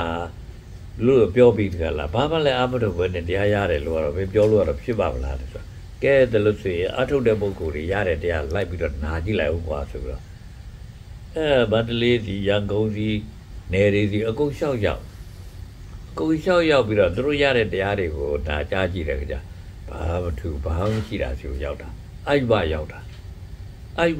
ဟာတရားရတာပဲသူတို့ကလည်းအဲ့ဘမှန်းကိုမသိဘူးယူဘထွက်လေဝင်လေရှုနေတော့ထွက်လေဝင်လေရှုနေမှကိုမသိဘူးထွက်လေဝင်လေရှုနေမှတော့သိတယ်ဒါဟာတော့ဖြင့်ဒုမမိဝဲရဘူးလို့ဆိုတဲ့တရားမှမသိဘူးပေါ့ဗျာအဲ့ဒါလိုဖြစ်တဲ့အတွက်အယူမှားပြီးတကလားကျွတ်တို့မဟာသတိပဋ္ဌာန်သုတ်တံဆိုတဲ့သုတ်တံကြီးထဲမှာကာယ ानु ပဒနာသတိပဋ္ဌာန်ဝေဒနာ ानु ပဒနာစိတ် ानु ပဒနာဓမ္မ ानु ပဒနာသတိပဋ္ဌာန်ဒီသတိပဋ္ဌာန်၄ချက်ကိုအထုတ်တဲ့အခါမှာအထုတ်ဖို့ရပြောထားတဲ့စာတန်လေးကဝကြလေးတစ်ခုတည်းအဲ့ဝကြလေးတစ်ခုတည်းကသုံးအောင်သူတို့ပြောဘူးကာယေကာယ ानु ပတိဝိဟရတိဝိဟရတိဆိုတော့ကရိယာဖြစ်တဲ့အတွက်ပဲသုံးပြီလို့ပါတယ်ကာယေကိုကာယ၌ထွက်လေဝင်လေဆိုတဲ့ကိုကာယ၌ကာယ ानु ပတိထွက်လေဝင်လေဆိုတဲ့ဟာအတိုင်းထားပြီးတော့ဝိဟရတိနေရပဲကာယေကာ ानु ပတိဝိဟရတိဒါပဲသူတို့သုံးထားတယ်ဖျားပြဲအဲ့ဒါကိုသုံးတာမခိုင်းဘူးသူဘာပြောလဲဆိုအာတာပီအထောက်ရပဲတတိဟောတမ္ပဇာနောဆင်ကျင်စဉ်းစားရပဲတတိမှာတတိထားရမယ်အာတာပီတမ္ပဇာနောတတိမှာဘာတွေကိုဆင်ကြမှာတော့ဘာတွေကိုတတိထားမှာတော့ဘာတွေကိုအထောက်ရမှာတော့လို့ပြောအာတာပီတတိမှာတမ္ပဇာနောအာတာပီတတိမှာတမ္ပဇာနောဝိနေယပဲဖြောက်ဖို့ရအတွက်ဘာလို့ပဲဖြောက်လဲလောကေကာယ ानु ပတိဝိနည်းလောကေအဘိဓါဒေါမနတ္တပြောမစတော့လိုလားမှုစိတ်ဓာတ်တွေနဲ့ဒေါမနတ္တဆိုစိတ်ထပြီးတော့စိတ်ပြတ်နေတဲ့စိတ်ဓာတ်တွေနဲ့အဲ့ဒါစဉ်းစားမိတာမျိုးကိုမဖြစ်ပွားအောင်စောင့်စည်းဖို့ရအတွက်ဒီထွက်လေဝင်လေကိုထွက်လေဝင်လေတိုင်းရှုထွက်လေဝင်လေလို့ရှုဝေဒနာကိုဝေဒနာလို့ပဲရှုအဲ့လိုခိုင်းတာဝေဒနာကိုလည်းပဲဒီဟိုရဲပေါ့ဗျာဒီနာဓမ္မဖြစ်နေဆိုရှုကာယကိုကြတော့လည်းပဲယုတ်ဓမ္မဖြစ်နေရှုအဲ့လိုရှုပြီးလို့ဆိုရင်တို့ကယုတ်ကိုရှုတယ်နာကိုရှုတယ်လို့ဆိုတာမသိဘူးဖြစ်နေဟောဗျာယုတ်ကိုရှုတယ်နာကိုရှုတယ်လို့မသိတဲ့အခါကျတော့ဘာမှတပြေလုံးဟာအဲ့ယုတ်နာပဲရှုကြတာဖြစ်လာတယ်ဥပမာဒီဟိုဆရာတော်ကြီးဗျာမာစီဆရာတော်ကြီးဆိုရင်သူသစ္စာထိရှားတာဘာပြသလဲလို့ဆိုလို့ရှိရင်ဉာဏ်စဉ်10ပါးကိုပြတယ်ဉာဏ်စဉ်10ပါးဘုရားဟောလည်းမဟုတ်ဘူးဉာဏ်စဉ်10ပါးဘာလို့ဆိုတော့ထွက်လေဝင်လေရှုရထွက်လေဝင်လေကိုတမတနာလုံးသုံးတာပဲအဲ့တမတနာလုံးဖတ်များရင်ဘာဖြစ်လဲဥဒိယဘုရားဖြစ်မယ်သူအဖြစ်ပြက်တွေကိုမြင်မယ်ဥဒိယဘုရားဖြစ်လို့ရှိရင်အဲ့ဒီညာကနေပြီးတော့မတက်တော့ဘူးလားဆိုတော့ဘေကညာဖြစ်လာအပြက်တွေပဲမြင်လာပဲဘေကညာကနေပြီးတော့တခါတည်းဆက်ပြီးရှုလိုက်လို့ရှိရင်ဘုရားညာဖြစ်လာဘုရားညာနေပြီးတော့အာဒီနောညာနေပြီးတာညာနာပတိသင်္ခါညာနာသင်္ခါရုပ္ပခာညာနာဆိုဟောညာညာတက်သင်္ခါရုပ္ပခာအဲ့သင်္ခါတွေအကုန်လုံးကိုတခါတည်းလုံးဝပြေဝသွားတဲ့အဖြစ်အထိရှုလိုက်ပြီးဆိုတော့အနုလောမညာဆိုပြီးတော့ဝင်ပြီးတော့အနုလုံပရိကဥစ္စာအနုလုံဂုဏရဘူးရမဲညာဆိုပြီးတော့ရောက်သွား လို့မဟုတ်လိုက်တာဟာလို့အာယုဘကိုရောက်သွားတာဟုတ်လို့ဒီအာယုဘရောက်သွားတာကိုလေအာယုဘရောက်သွားတာမှမသိပဲနဲ့ဒီအထကရာဆရာကြီးကနေပြီးတော့သို့မဟုတ်အထကရာဆရာကြီးရဲ့ရှေ့ကသာသနာနှစ်300လောက်တောင်ရေးခဲ့တဲ့စာအုပ်တွေထဲပါတဲ့ဉာဏ်စဉ်10ပါးပေါ့ဗျာဒီဉာဏ်စဉ်10ပါးကိုအသုံးချနေတာလို့အတော်ကိုမိုက်ကြပါကြတာပဲလို့အဲ့လိုသိရတယ်ပေါ့ဗျာဒါကိုသိတဲ့အတွက်ဘာဖြစ်မှာတော့လို့မေးရင်လူကပြောမစတော့ယူပညာနေရင်လေယူပကံနေရင်လည်းဖြစ်မယ်အယူပကံနေရင်လည်းဖြစ်မယ်ယူပကံကလည်းပဲတကယ်တော့မမီဝဲရမယ့်ကံထဲမှာပါတယ်အယူပကံလည်းမမီဝဲရမယ့်ကံထဲမှာပါတယ်ကာမကုသိုလ်ကံဆိုရင်တော့မပြောနဲ့တော့မမီဝဲရမယ့်ကံထဲမှာပါတယ်ကာမအကုသိုလ်ကံဆိုရင်တော့ပိုးပြီးတော့ကိုမမီဝဲရမယ့်ဟာကိုလူတိုင်းသိတယ်မမီဝဲရမယ့်ဟာထဲမှာပါတယ်ကာမအကုသိုလ်ကံရဲ့ကာမကုသိုလ်ကံရဲ့ယူပကုသိုလ်ကံရဲ့အယူပကုသိုလ်ကံရဲ့ကံ၄ပါးရှိတယ်အဲ့ကံ၄ပါးပါကာမအကုသိုလ်ကံကိုဘယ်သူနဲ့ပယ်ပြောသောတာပန်နဲ့ပယ်ပြဒါလို့ဆိုရင်ကာမကုသိုလ်ကံကိုဘာနဲ့ပယ်ပြောတဂရကံနဲ့ပယ်ပြတဂရကံမိမဲ့နဲ့ပယ်ပြပေါ့ဗျာယူပကုသိုလ်ကံကြတော့ဘယ်သူနဲ့ပယ်ပြမှာတော့ဆိုအနာဂါမိမဲ့နဲ့ပယ်ပြအယူပကုသိုလ်ကံကြတော့ဘယ်သူနဲ့ပယ်ပြောဆိုအရဟတမဲ့နဲ့ပယ်ပြမလေးပါးနဲ့ကံ၄ပါးတော့တူးလာကအပေခံမဲ့ဟာကံ၄ပါးဟုတ်တော့အပေခံမဲ့ဟာကံ၄ပါးပယ်တတ်တဲ့တရားကမဲ့၄ပါးသောတာပတိမဲ့တဂရဂါမိမဲ့အနာဂါမိမဲ့အရဟတမဲ့အဲ့လိုဆိုတော့ဒီသောတာပန်ကနေပြီးတော့အကုသိုလ်ကံကိုပယ်တယ်ဆိုတာအကုသိုလ်ကံပယ်ရကောင်မသိဘူးတို့လေဘာဖြစ်လို့လဲဆိုရင်တော့စပြီးသောတာပန်ဖြစ်ချင်တယ်ဆိုကြတဲ့ထွက်လေဝလေရှုဆိုပြီးတော့ပဲရှုခိုင်းတယ်ဗျာအဲ့ဒီအရိယမဲ့မှာသောတာပတိမဲ့ပါလည်းပဲဒီလက်ခန္ဓာမဲ့ကေဆိုပြီးတော့ရှိတယ်တမာရိခန္ဓာမဲ့ကေလို့လည်းရှိတယ်ပြဉ္ဇခန္ဓာမဲ့ကေလို့လည်းရှိတယ်မဲ့ကေက10ပါးရှိတာဟုတ်ဗျာ10ပါးရှိတာဒီလက်ခန္ဓာမဲ့ကေက3ပါးဝါစာကမ္မန္တအာဇီဝဆိုတဲ့တော့တမာရိခန္ဓာမဲ့ကေကြတော့ဝါယာမတတိတမာတိဆိုတဲ့3ပါးပြဉ္ဇခန္ဓာမဲ့ကေကြတော့ဒိဋ္ဌိသင်္ကပ္ပတစ်ပါးပေါ့နော်3ပါးရဲ့6ပါးပေါင်းလိုက်2ပါးရဲ့ပေါင်းလိုက်က10ပါးမဲ့တစ်ခုတည်းသောတာပတိမဲ့ပါလည်းပဲဒီလက်ခန္ဓာမဲ့လည်းပါတယ်တကယ်ဟောရဲပါဘာရိခန္ဓာမဲ့လည်းကပါတယ်ပြဉ္ဇခန္ဓာမဲ့လည်းပါတယ်ဟုတ်ပါနော်တကယ်ကကြတော့လေအဲ့ဒီတိုင်းပဲဒီလက်ခန္ဓာမဲ့လည်းပါတယ်သဘာရိခန္ဓာမဲ့လည်းပါတယ်ပြဉ္ဇခန္ဓာမဲ့လည်းပါတယ်အနာဂါမိမဲ့တို့အရဟတမဲ့တို့ကြတော့လေအဲ့လိုပဲဒီလက်ခန္ဓာမဲ့ပါတာပဲသဘာရိခန္ဓာမဲ့လည်းပါတာပဲပြဉ္ဇခန္ဓာမဲ့လည်းပါတာပဲအဲ့တော့မက်တစ်ခုတိုင်းမှာမက်ခင်ပေါ့ဗျာမက်တစ်ခုတိုင်းမှာမက်ခင်ဆိုတာမက်ခင်ကပဲမက်ခင်ကဆိုတာမက်ရဲ့အစိတ်ပိုင်းပေါ့နော်အဲ့ဒီအစိတ်ပိုင်းထဲမှာတော့တိလက္ခဏာမက်ခင်ပါရာကြီးတယ်သဘာဝခန္ဓာမက်ခင်ပါရာကြီးတယ်ပြဉ္ဇခန္ဓာမက်ခင်ပါရာကြီးတယ်အခုတရားထုတ်ကြတဲ့သူတွေကိုတိလဖြစ်မသိပါဘူးသူတို့တိလမသိပဲတဲ့ကတော့သမာဓိကိုပဲအပွားခိုင်းတယ်လို့ဆိုတဲ့အခါကျတော့ဘယ်လိုလုပ်ပြီးတော့ရဖြစ်ပါလဲပေါ့သူတို့ရောက်ပါလဲပေါ့တိလကိုကျုပ်တို့ပွားကြပါတိလကိုပထမဆုံးကိုစောင့်တည်ကြပါတိလဘယ်လိုစောင့်တည်ပါအေးဒါတော့ငါမလုပ်တော့ဘူးလုပ်ကိုမလုပ်တော့ဘူးလို့ကိုကနေပြီးတော့ပြစ်ပယ်တယ်ပေါ့ဗျာနော်အပြောမှားတယ်လို့အပြောမှားတာကြီးကိုလှုပ်လို့ရှိရတော့ဘယ်ကောင်းမှာတော့အပြူမှားတာကြီးလှုပ်ရင်လည်းဘယ်ကောင်းမှာတော့တမကမ္မန္တပေါ့နော်မိစ္ဆာကမ္မန္တပေါ့အနေမှားတာကြီးလှုပ်ရင်လည်းမိစ္ဆာအာဇီဝပေါ့ဒါကြီးလှုပ်လည်းဘယ်ကောင်းမှာတော့ပေါ့မိစ္ဆာဝါစာမိစ္ဆာကမ္မန္တမိစ္ဆာအာဇီဝဒါတွေကသီလပြတ်တွေဟာဒီသီလပြတ်တွေကိုတို့သောတာပန်ဖြစ်ဖို့ရအတွက်ဘာလို့ရမှာလဲဆိုတာဘုရားသွားပေးပေးနေကြတာပါဒတိပါဒဝေရမဏိအဒိဏဒါနဝေရမဏိတွေကတော့ပေးပေးနေကြတာဗျာနော်ပေးပေးဝေရမဏိလို့တာပြောတာရှောင်းကျင်ပါကြီးလို့ပြောဘယ်လိုရှောင်းကျင်တာမှလည်းမသိဘူးရတာအဲ့တော့သောတာပန်ရဲ့အဲ့ဒီခုနတတ်တာတွေခိုးတာတွေကိုသာရှောင်းကျင်ပါကြီးလို့ပြောတာလောက်တယ်မဟုတ်ပဲနဲ့အခုကျတို့တရားထုတ်ကြတဲ့သူတွေကြတော့ဒါတွေကိုရှောင်ကျင်ရတာသိတော့မသိဘူး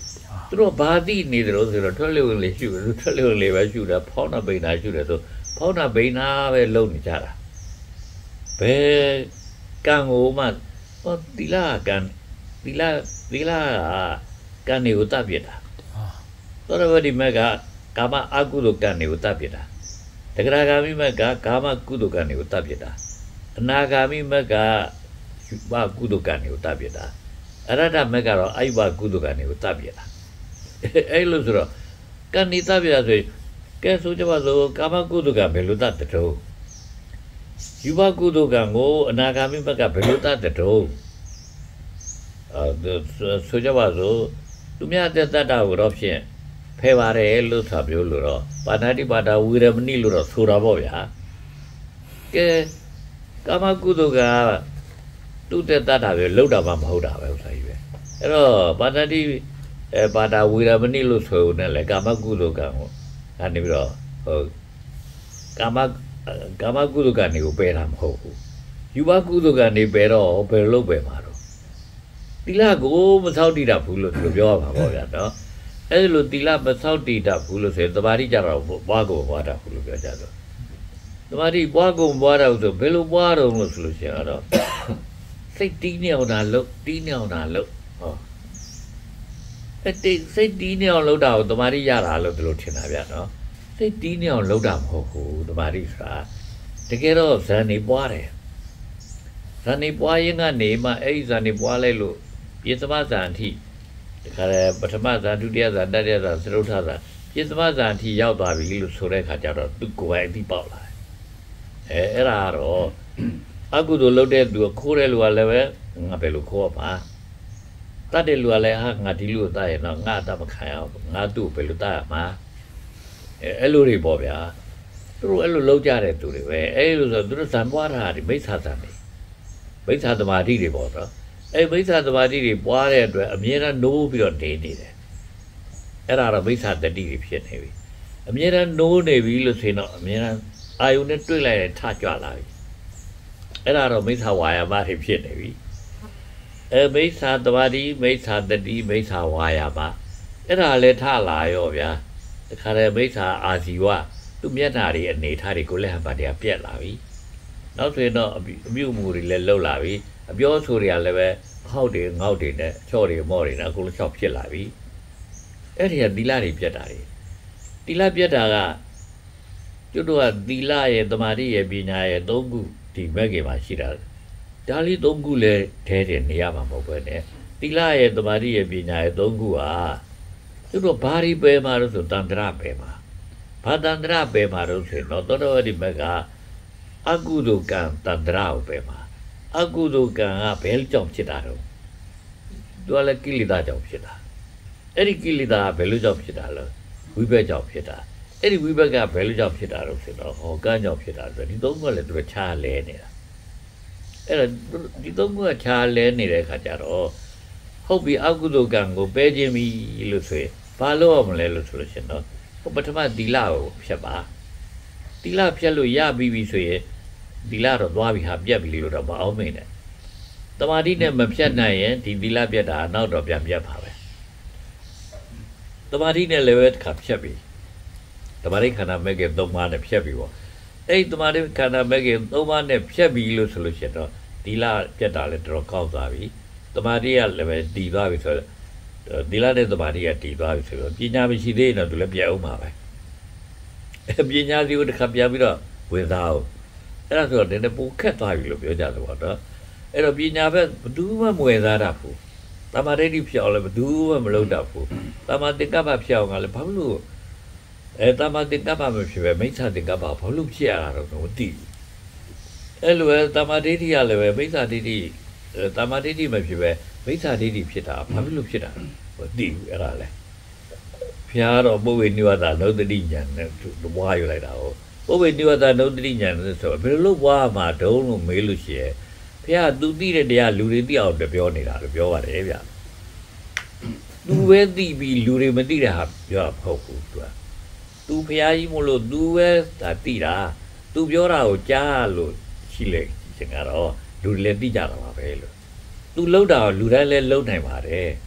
လူတိုင်းလှုပ်နိုင်တဲ့ဟာကိုသူလှုပ်နိုင်တာသူမို့တယောက်တည်းလူဆုံးကောင်းကျွန်းကိုလှုပ်နိုင်တယ်လို့ဆိုတာမဟုတ်ဘူးလို့ဆိုတာဖျက်သေးချပြောသွားတာဗျသူလွတ်လပ်တယ်လို့လူတိုင်းလည်းလွတ်လပ်သွားမှာပါသူမို့ဒါလွတ်လပ်တာဒီကိုရောက်တယ်လို့ကျွတ်တော့ဖျားကိုအဲ့လိုပဲသူ့တိချပုံကိုကြီးဖြစ်တယ်တတ်မှတ်ထားတာမဟုတ်ဘူးလို့ဒီလိုဆိုလိုတာပါဗျနော်အဲ့လိုဆိုတော့လို့တကယ်ဖျားသိတဲ့ဟာကိုဒုတိယမှာလို့အဖျားသူပြောတာကိုဒုကိုကမကြားရင်တော့မသိဘူးပေါ့လို့ဒုကိုလည်းကြားပြီးတကလားလိုက်နာပြီဆိုရင်တော့သိတော့တာပေါ့လို့ဟောအဲ့လိုဖြစ်တော့တာပေါ့ဗျာအဲ့တော့ပြောမယ်ဆိုရင်တော့ဒီတိလက်ခန္ဓာပဲတမာရိခန္ဓာပဲပညာခန္ဓာပဲဒီသုံးခုကကံနေရဲ့ကိလေသာတွေရဲ့ဝိဘတ်တွေရဲ့ပဲကံတွေကိုပယ်တာကဒီလက်ခန္ဓာပဲကိလေသာတွေကိုပယ်တာကတမာရိခန္ဓာပဲ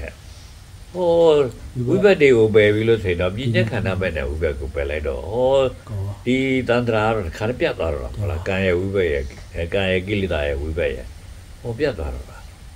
ဒါအကုန်လုံးတန္တရာတွေပြတ်သွားလားသဘောဘူးအကုသိုလ်တရားပဲပြတ်တယ်ကဲတကယ်လို့တဂရကံဆိုရင်တော့ကာမကုသိုလ်တရားလည်းပြတ်အနာဂံဆိုလို့ရှိရင်ကတော့ယူဘကုသိုလ်တရားလည်းပြတ်ပြီထွက်လေဝင်လေမလို့ချွတ်တော့ကွာထွက်လေဝင်လေဘာလဲဟုတ်တာလည်းမဟုတ်ပဲနဲ့တော့ဟောဖြစ်သွားမှာပေါ့ဗျာနော်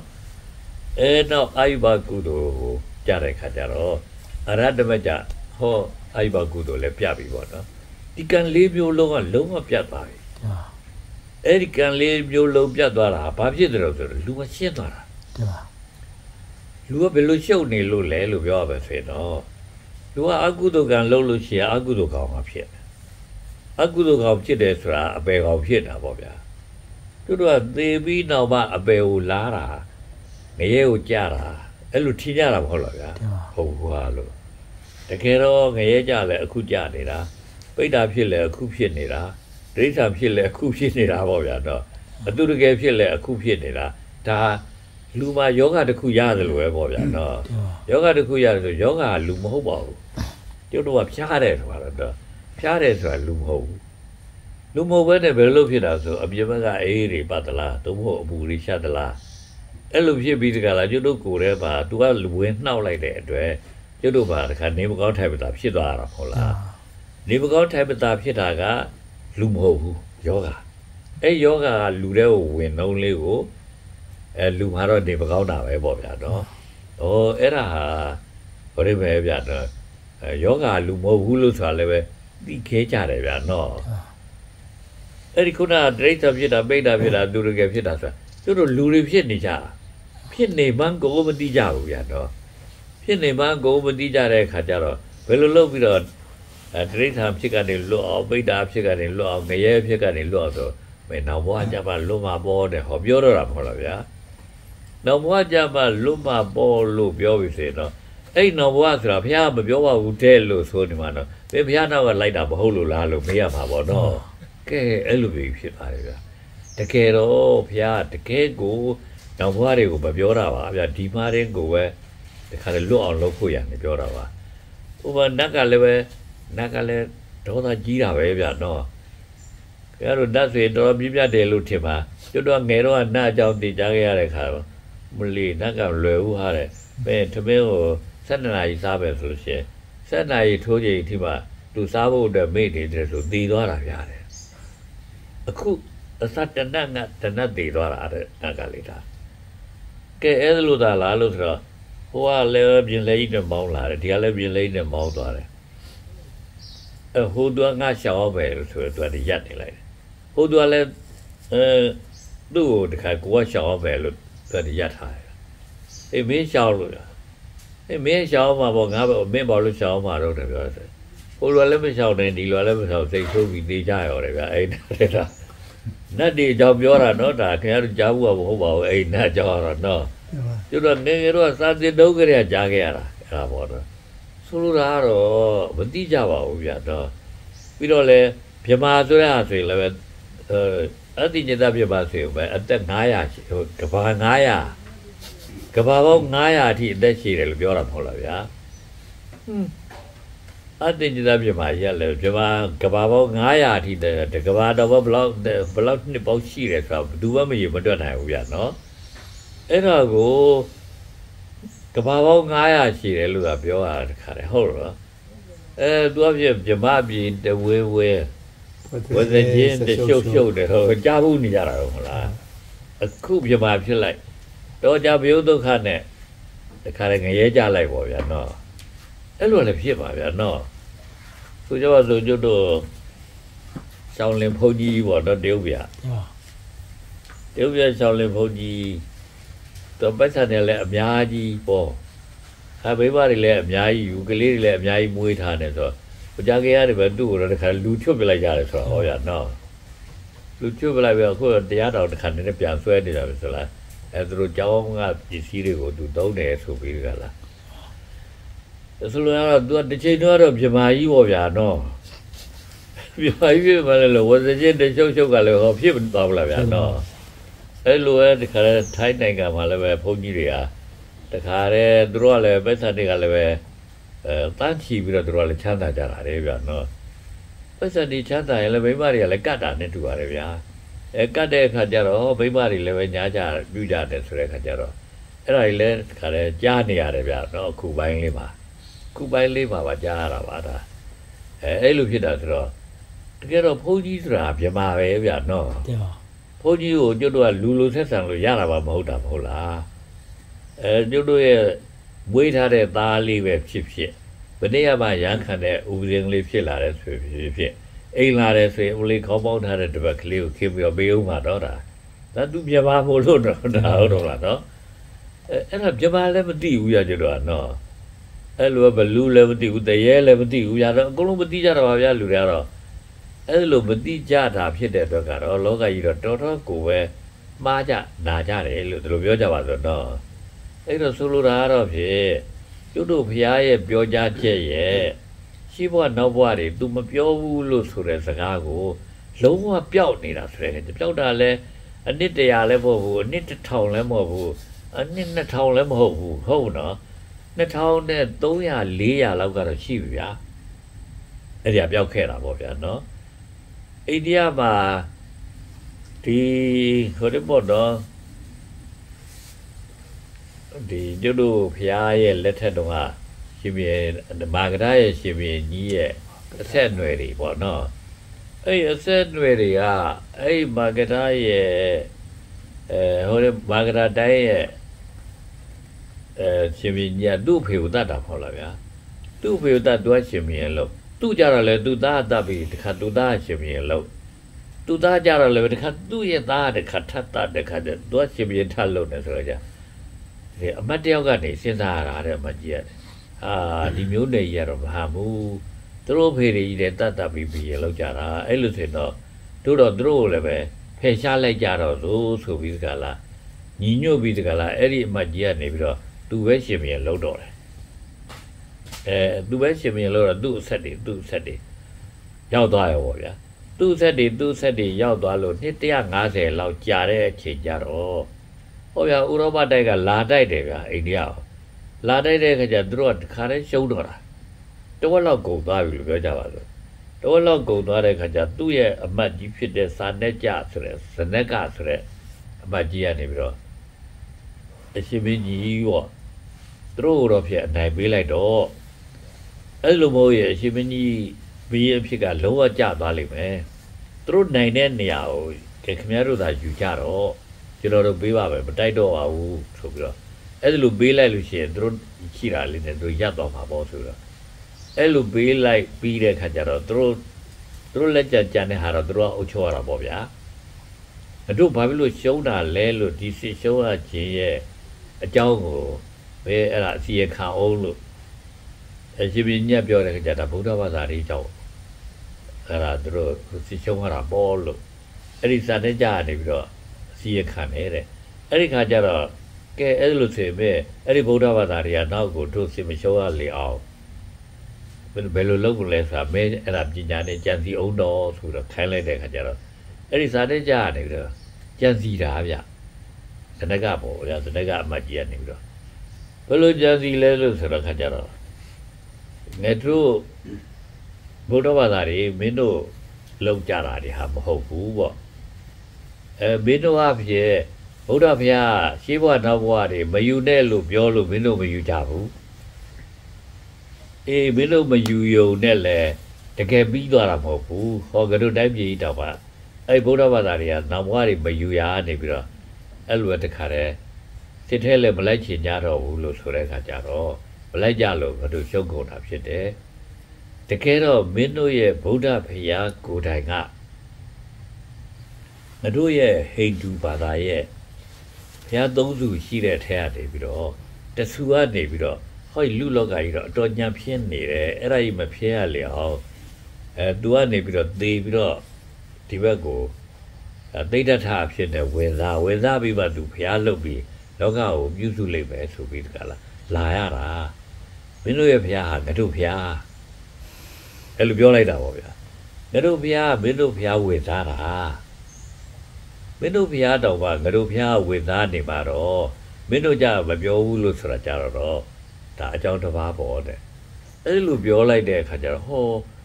အဲ့ဒီဟာကိုသူ့ရှင်ပြင်းတင်ပြတော့ဟာဒါဆိုကောင်းတယ်ဟာဆိုတော့အဲ့ဒါနဲ့ဝါဒဖြတ်လိုက်တဲ့အခါကျတော့ဟောဗျာဗုဒ္ဓဘာသာတွေဟာရှင်းဝနောက်ဘဝမယူနဲ့လို့ဘုရားပြောတယ်ဆိုတာတိတ်အသေးပဲမရှိဘူးဘုရားကိုယ်တိုင်ကတော့နောက်ဘဝကနေပြီးတော့လာခဲ့တာတဲ့လို့ဟောအဲ့ဒါလိုပြောတော့တာဗျ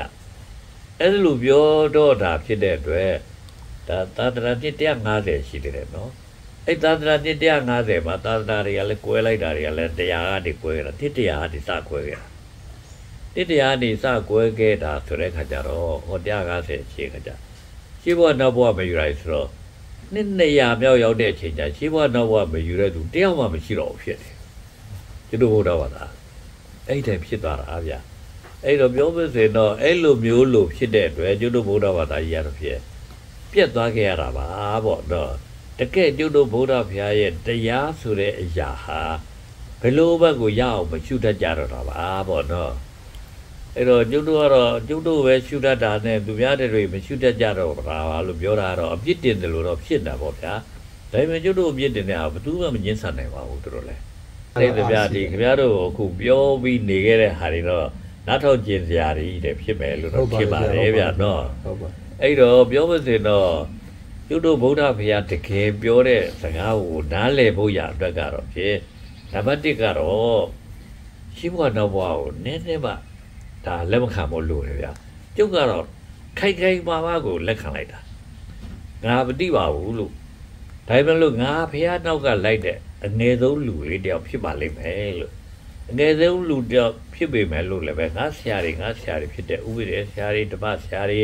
ဟုတ်နော်အဲ့ဆရာတွေရဲ့ဆရာတွေကရှိဘဝနောက်ဘဝတွေလက်ခံတယ်လို့အဲ့လက်ခံတော့ငါတော့သူတို့တဲ့ဆိုင်ငါအငယ်ဆုံးပါလို့ငါငယ်ဆုံးဖြစ်ပြီမလို့ဟောဘုရားတကယ်ဒါမပြောဘူးလို့ဆိုတာတိချာတိပြီလားတချို့တော့လည်းအဲ့တော့တရားတွေဘာတွေလည်းတက်ပြီးနေပြီလို့ဆိုတဲ့ခါကျတိတာပေါ့နော်ကဲထဆန်းစစ်ဟုတ်တယ်ဘုရားတော့ပြောကိုမပြောတာလို့ဆိုတဲ့ခါကျအဲ့တကယ်ကိုဘုရားမပြောတာဆိုရင်ကတော့ငါတော့ဖြစ်ငါတယောက်တည်းမကလို့ငါတခြားနဲ့ရှိနေလို့ငါတော့ရှိဘဝနောက်ဘဝမယူတော့ဘူးလို့အဲ့ဒီလိုမျိုးလို့ကျုပ်ကဆုံးဖြတ်လိုက်တာပေါ့ဗျာဆုံးဖြတ်လိုက်တော့ကြမင်းဥပဒေဆရာကကလေးတဲ့မင်းသူเจ้าနေလာခဲ့ပြီးနောက်အခုလိုမျိုးလို့မင်းရှေးဘဝနောက်ဘဝလက်မခံတော့ဘူးလို့ဆိုတာမျိုးလို့သိတဲ့အခါမှာဆိုတော့မင်းမိစ္ဆာဒိဋ္ဌိဖြစ်သွားရင်ငါတို့နဲ့မတူတော့ဘူးငါတို့เจ้าမင်းမလာခဲ့နဲ့လို့ပြောရဲဘယ်နဲ့လုံးမတော့ဘူးပေါ့အဲဒီတဲပဲနေပေါ့လို့ရအဲ့တော့တလက်တဲနဲ့နေတာဗျာကျုပ်ကလည်းတော်ထဲမှာလေဒီတဲပဲနေပေါ့လို့ဒီတဲ့အမိုးလေးပြတ်သွားလဲနောက်ထပ်ပဲထပ်မိုးလိုက်ပေါ့လို့ကဲအဲ့လိုကိုကျုပ်ရဲ့ဘယ်ဆရာတွေကပြစ်မပြစ်ကတော့ဒီမယူတော့ဘူးလို့ဆိုမျိုးလို့ဒီရှေ့ဘဝနောက်ဘဝမယူတာပေါ့ဗျာဘာလို့ငါဖះနောက်လိုက်တဲ့သူပဲလို့ဖះနောက်လိုက်တဲ့သူဟာဖះကိုကြော်သွားဖို့ဘယ်ကြိုက်ပါလဲလို့အဲ့လိုတဲ့ဖះနောက်လိုက်ရင်းကနေပြီးတော့တဖြည်းဖြည်းနဲ့တရက်ဒလနဲ့တိုးလာတဲ့ခါကျဘာဖြစ်သွားတော့ဆိုရင်တော့ဒီလိုဆိုရင်ငါအကုသိုလ်ရှောင်နေဆိုတာလဲရှောင်ဖို့ပြမလို့တော့ပဲဖြစ်သွားမလားကုသိုလ်ဆောင်နေဆိုတာလည်းပဲဒါဆောင်ဖို့ပြမလို့တော့ဖြစ်သွားမလားဘာလို့လဲဆိုတော့ကုသိုလ်ဆောင်ရင်အကျိုးရမှာတော့ဘဝကြပါအကုသိုလ်မရှောင်ရင်အပြည့်ရမှာလည်းပဲ နောင်ဘွားကြပါဆိုတော့အဲ့နောင်ဘွားမှမရှိတာဆိုတဲ့အခါကျတော့ဘယ်လိုလုပ်ပြီးတော့အကုသိုလ်တွေကုသိုလ်တွေရဲ့အပြစ်တွေအကျိုးတွေကဘာပေးမှာတော့ဟာဒါလို့ဆိုရင်တော့ဘယ်နဲ့လုံးမလို့ပေါ့အကုသိုလ်ဆိုတဲ့ဟာတွေကိုငါနေပြီးတော့မချောင်ပဲငါထင်တယ်လို့လုံးလိုက်ရဲ့ငါ့ကိုလူရမြင်မှာတော့လူဆိုးလို့ပြင်သွားမှာလို့တကယ်လို့ငါကုသိုလ်ဆောင်ရလဲမဆောင်ဘဲနဲ့ငါနေပြီးတော့ကုသိုလ်လဲဟုတ်တော့ဘူးကွာဆိုတော့ပြစ်လိုက်လို့ရှိရဲ့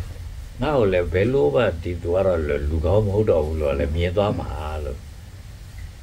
ငါ့ကိုလူကောင်းလို့ဘာနဲ့မြင်မှာတော့ငါ့ကိုလူဆိုးလို့ကဘာဖြစ်လို့မြင်မှာတော့ငါဒါလေးခဏလောက်တာတွေပဲအကုသိုလ်တို့ကုသိုလ်တို့ဆိုရတယ်ဟောကုသိုလ်တွေအကုသိုလ်တွေလှုပ်ပြီးနောက်ငါတို့ရုပ်တွေကပြောင်းသွားတယ်ငါတို့ရုပ်တွေကိုမြင်ပြီးတကလားအာဒီသူကလူဆိုးအာဒီသူကတော့လူကောင်းကုန်မဟုတ်တော့ဘူးဟောဒီရုပ်တွေကဘယ်ရတာတော့ခတ်တော့ပြန်တာပေါ့ဒီရုပ်တွေကဘယ်ရတာတော့ဆိုတော့ဟောရုပ်ဆိုတာဟာအာရလည်းဖြစ်စေတယ်ဥဒုကလည်းပဲဖြစ်စေတယ်ဥဒုကနေပြီးတော့နေပူးနေမယ်ဆိုရင်ညိုသွားမယ်ပဲသွားမယ်အဲ့လိုမျိုးလို့ရုပ်တွေကိုဖြစ်စေပြီမယ်အာရလည်းပဲမစားရမတော့ဘူးဆိုပိတ်သွားမယ်ချုပ်သွားမယ်အဲ့လိုဖြစ်စေပြီမယ်ဒါတွေကအဲ့လိုရုပ်မျိုးမဟုတ်ဘူးလို့လူတွေစီမှာရှိနေတဲ့ဒေါကန်တဲ့ရုပ်လောကြီးတဲ့ရုပ်မန်တက်တဲ့ရုပ်အဲ့လိုရုပ်တွေဆိုတာစိတ်ကြောင့်ဖြစ်တာလို့ဒါစိတ်တစားရုပ်တွေပေါ့စိတ်တစားရုပ်တို့အဲ့စိတ်တစားရုပ်ကဘယ်စိတ်တုံးဘယ်စိတ်တုံးအဲ့စိတ်တစားဆိုတာဘယ်စိတ်တုံးလို့ပြောရတဲ့အခါကျဩစိတ်တစားဆိုတာတို့စောပြီးနောက်ဘဝကြတယ်ဟောဘဝဆိုတာဝိဘက်ပဲဟာလို့ဟောဒီဝိဘက်တွေကိုတို့စိတ်တွေလို့ပြောတာလို့ဟောဒါလို့ဆိုရင်တို့ဝိဘက်စိတ်တွေကတို့မမြင်ရလို့တာပဲလို့ဝိဘက်စိတ်မမြင်ရမှသိပါပြီဝိဘက်စိတ်မမြင်ရပြီပဲတို့တော့ဖြစ်တို့ရုပ်တွေကိုဖြစ်စေတယ်အဲ့တော့တို့စိတ်တဲ့တို့ရုပ်တဲ့စိတ်တစားရုပ်တဲ့စိတ်တစားစိတ်တွေပေါ့နော်အဲ့ဒါတွေဖြစ်တာကိုသိသွားတဲ့အခါကျတော့ဒီစိတ်တွေရှိတာပေါ့ရှိတဲ့လူဖြစ်ရဲ့တရားယုံတွေ့ရင်စိတ်ထပြီဆိုထစိတ်ကြွပြီဆိုရင်လည်းကြွဒီလိုဖြစ်တာဆိုတော့ဒါကိလေသာတွေဖြစ်တာပဲလို့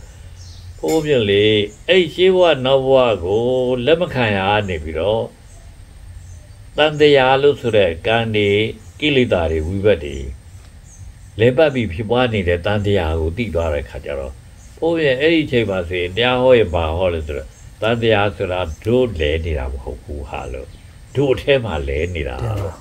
ဟောကျုပ်ကပြောတယ်တို့ထဲမှာဘယ်လိုလဲနေတာတော့လို့ဆိုရင်ကတော့တို့ကလူတစ်ခုလွန်ကျူးအပြောပြုအနေတစ်ခုခုကိုလှုပ်လိုက်ရင်တို့မှအဲ့ဒါကြီးဖြစ်သွားတယ်လို့ဝိဘက်ဖြစ်သွားတယ်လို့အဲ့ဒီဝိဘက်ဖြစ်သွားရင်နောက်ထပ်စိတ်ဓာတ်တွေလည်းထလာတယ်လို့အာယုန်တွေနဲ့တွေ့တိုင်းလို့ထလာပြီဆိုရင်တော့ကံလည်းတစ်ခါထပ်လုပ်တယ်ဆိုတို့ကိုယ်ပေါ်မှာဟောဒီတန်တရားကလဲနေတာဟာလို့တန်တရားတွေကိုတို့အကောင်ကြီးကလဲနေရတာမဟုတ်ဘူးလို့ဆိုရမျိုးသိသွားတာပေါ့နော်တရားဟောရင်တော့တော်တော်စောစောစီတော့ဟောတဲ့တရားတွေထဲမှာဆိုရင်တော့အဲ့ဟာတွေပါတယ်ပေါ့ဗျာနော်ပါပါဗျာအဲ့တော့ဆိုလိုတာတော့ဖြစ်အဲ့လိုမျိုးလို့သိသွားတဲ့အခါကျတော့တို့ကခါတဲ့အရိယာမက်ကိုလည်းပဲပြန်ပြီးတော့ဒီအရိယာမက်ဆိုတာဟာမက်ဆိုတာခါတဲ့တတ်တာပဲ